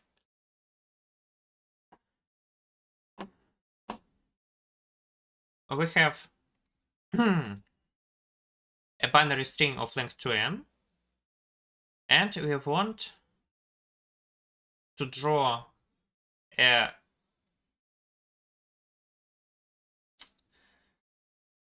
balanced sequence of brackets, and each position gets the number of ones, which is equal to the nesting depth. So for example, this nesting depth is 2 because it is inside this pair of brackets, and this is inside this pair of brackets. And for this it is also 2, for this is 1, and for this it is 3, because it is in this pair, and in this pair, and also in this pair. So the depth is 3. And we write the parity of this depth. So we get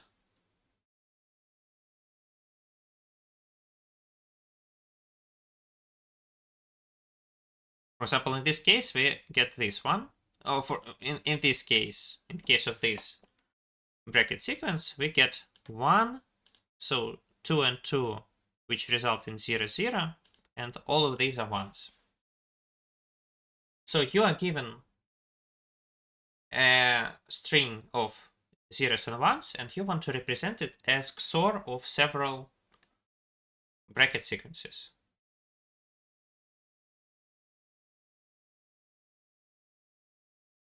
How to do it? So first of all, if the first element is not equal to the last element, then this is impossible. Not even with 10 sequences, but with any number of sequences, just because in any sequence, the first and the last represented digits are 1s. So if you XOR some of them, they always will be either 0 and 0 or 1 and 1, but never different. So this is the first important thing. The second important thing, so this means that fail. So also if the number of ones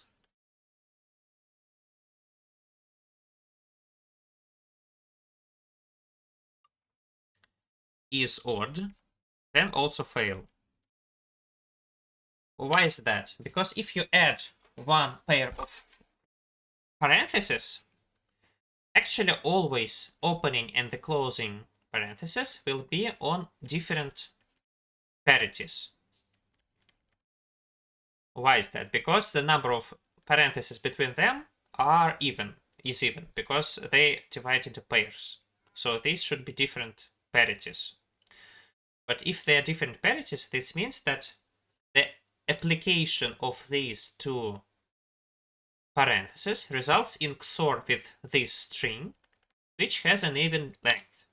And XOR of several strings with even lengths has also even number of ones. So you fail if the number of ones is odd. Okay? We have two criteria. First is that the elements, the first and the last, should be the same. And also number of ones should be odd. So I claim that if they are both hold, then we can in fact construct such answer. Okay, let's do it. First of all, I would like to have 0 at the beginning and at the ending of the sequence. So if they are both ones, then I can take this sequence, which has a representation of all ones. So if I XOR with it, I will get this sequence with 0. Now I want to represent a sequence with 2 zeros with 2 sequences. how do I do it? Well, actually, I will use exactly two sequences. To do it, I will look at adjacent differences. So, for example, in this case, adjacent differences are 0, 0, 1, 1, 1 of length 5, of length 2 and minus 1. So what I will do is I will take two sequences, one of which guarantees this, and the other of which guarantees this. So the even and the odd positions are treated separately. Actually, let's start with odd ones. So I will write on even positions question marks, and on odd positions I will write the actual parities.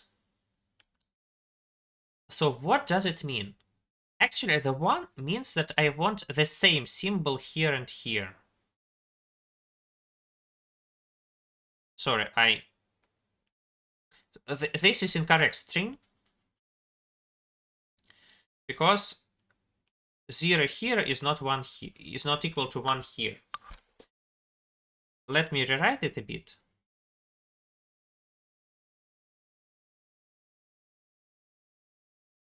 Okay, so here it will be like this. And this sequence is with 1 here.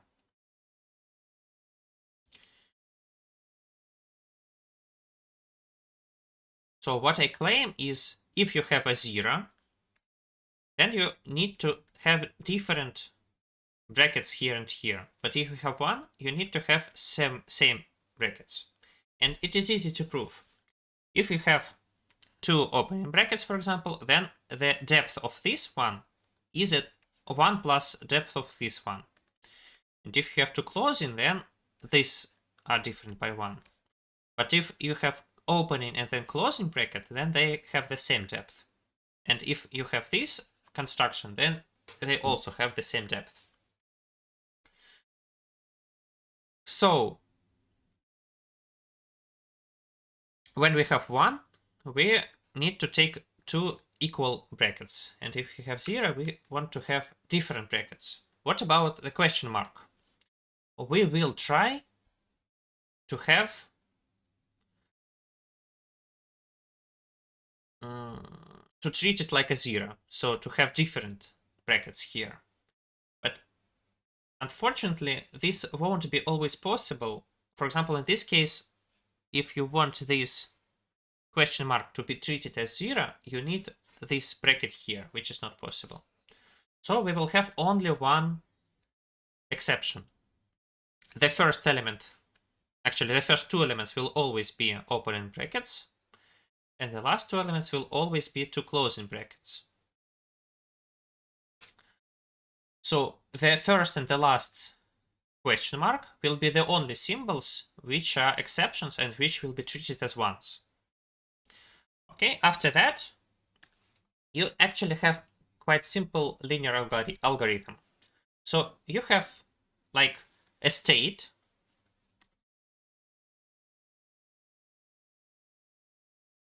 even or odd. This means we have seen even number of ones or odd number of ones.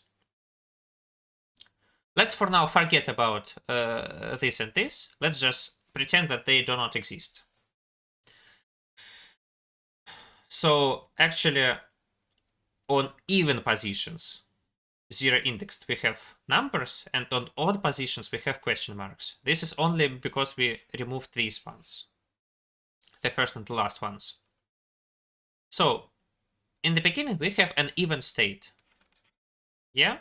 So if we see a 0, this means that we still are in even state. We don't want to increase the depth, so we increase it and again decrease it.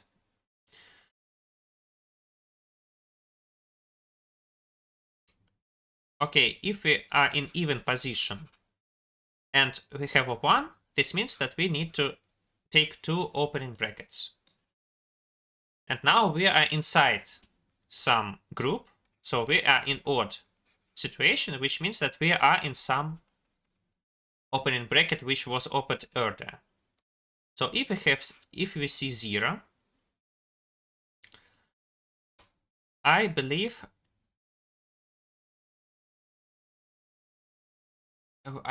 we want to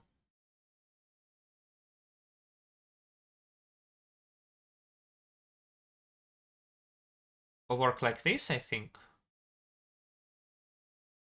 Yes, we want to close and then open. And this is allowed because we have a balance of 1, so we can afford this. And also notice that if we have a question mark here, it will be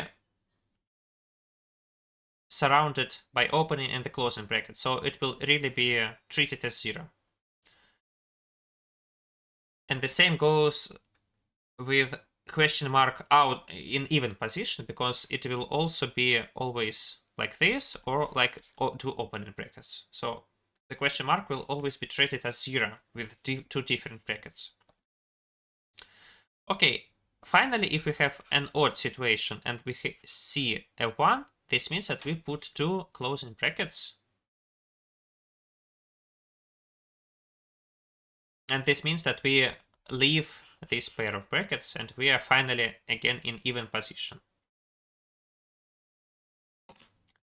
So again, let me write a table. So even situation, odd situation, we see 0 and we see 1. So if we see 0 in even position, we draw like this. If odd, we draw this. If 1, we say this and transfer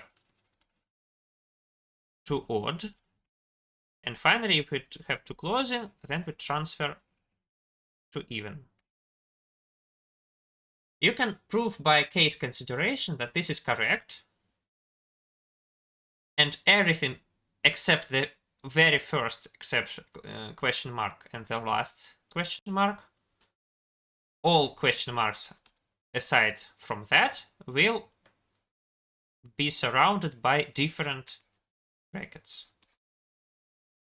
And these two will be surrounded by equal brackets. Okay? So what did we result in by choosing this sequence? So again, we had some sequence.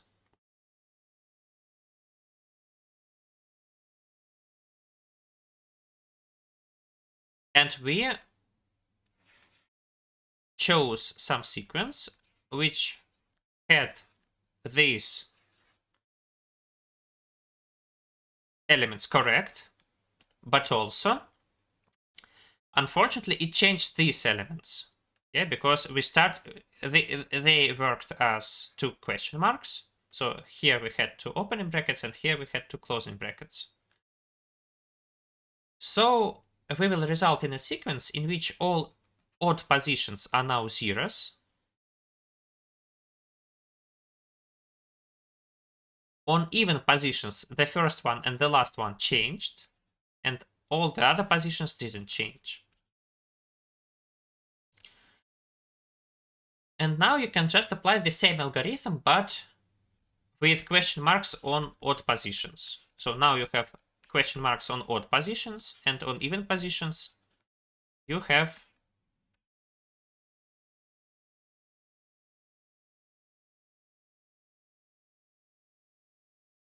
on even positions, you have elements from this sequence. Okay?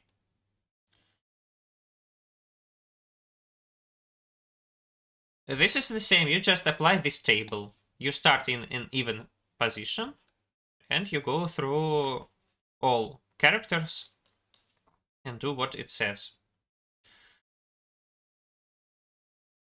So the only difference between them is that when you consider odd positions, you add opening and closing bracket, and you forget about these two elements. And in the even position, you do not forget about even elements, but you replace them with inverted. The first one and the last one are inverted. So it concludes the proof. You always have 2 or 3 brackets, 2 or 3 sequences of brackets. Okay, that's it, I guess. There are some other solutions, but I don't think I will explain all of them. So thank you for your attention.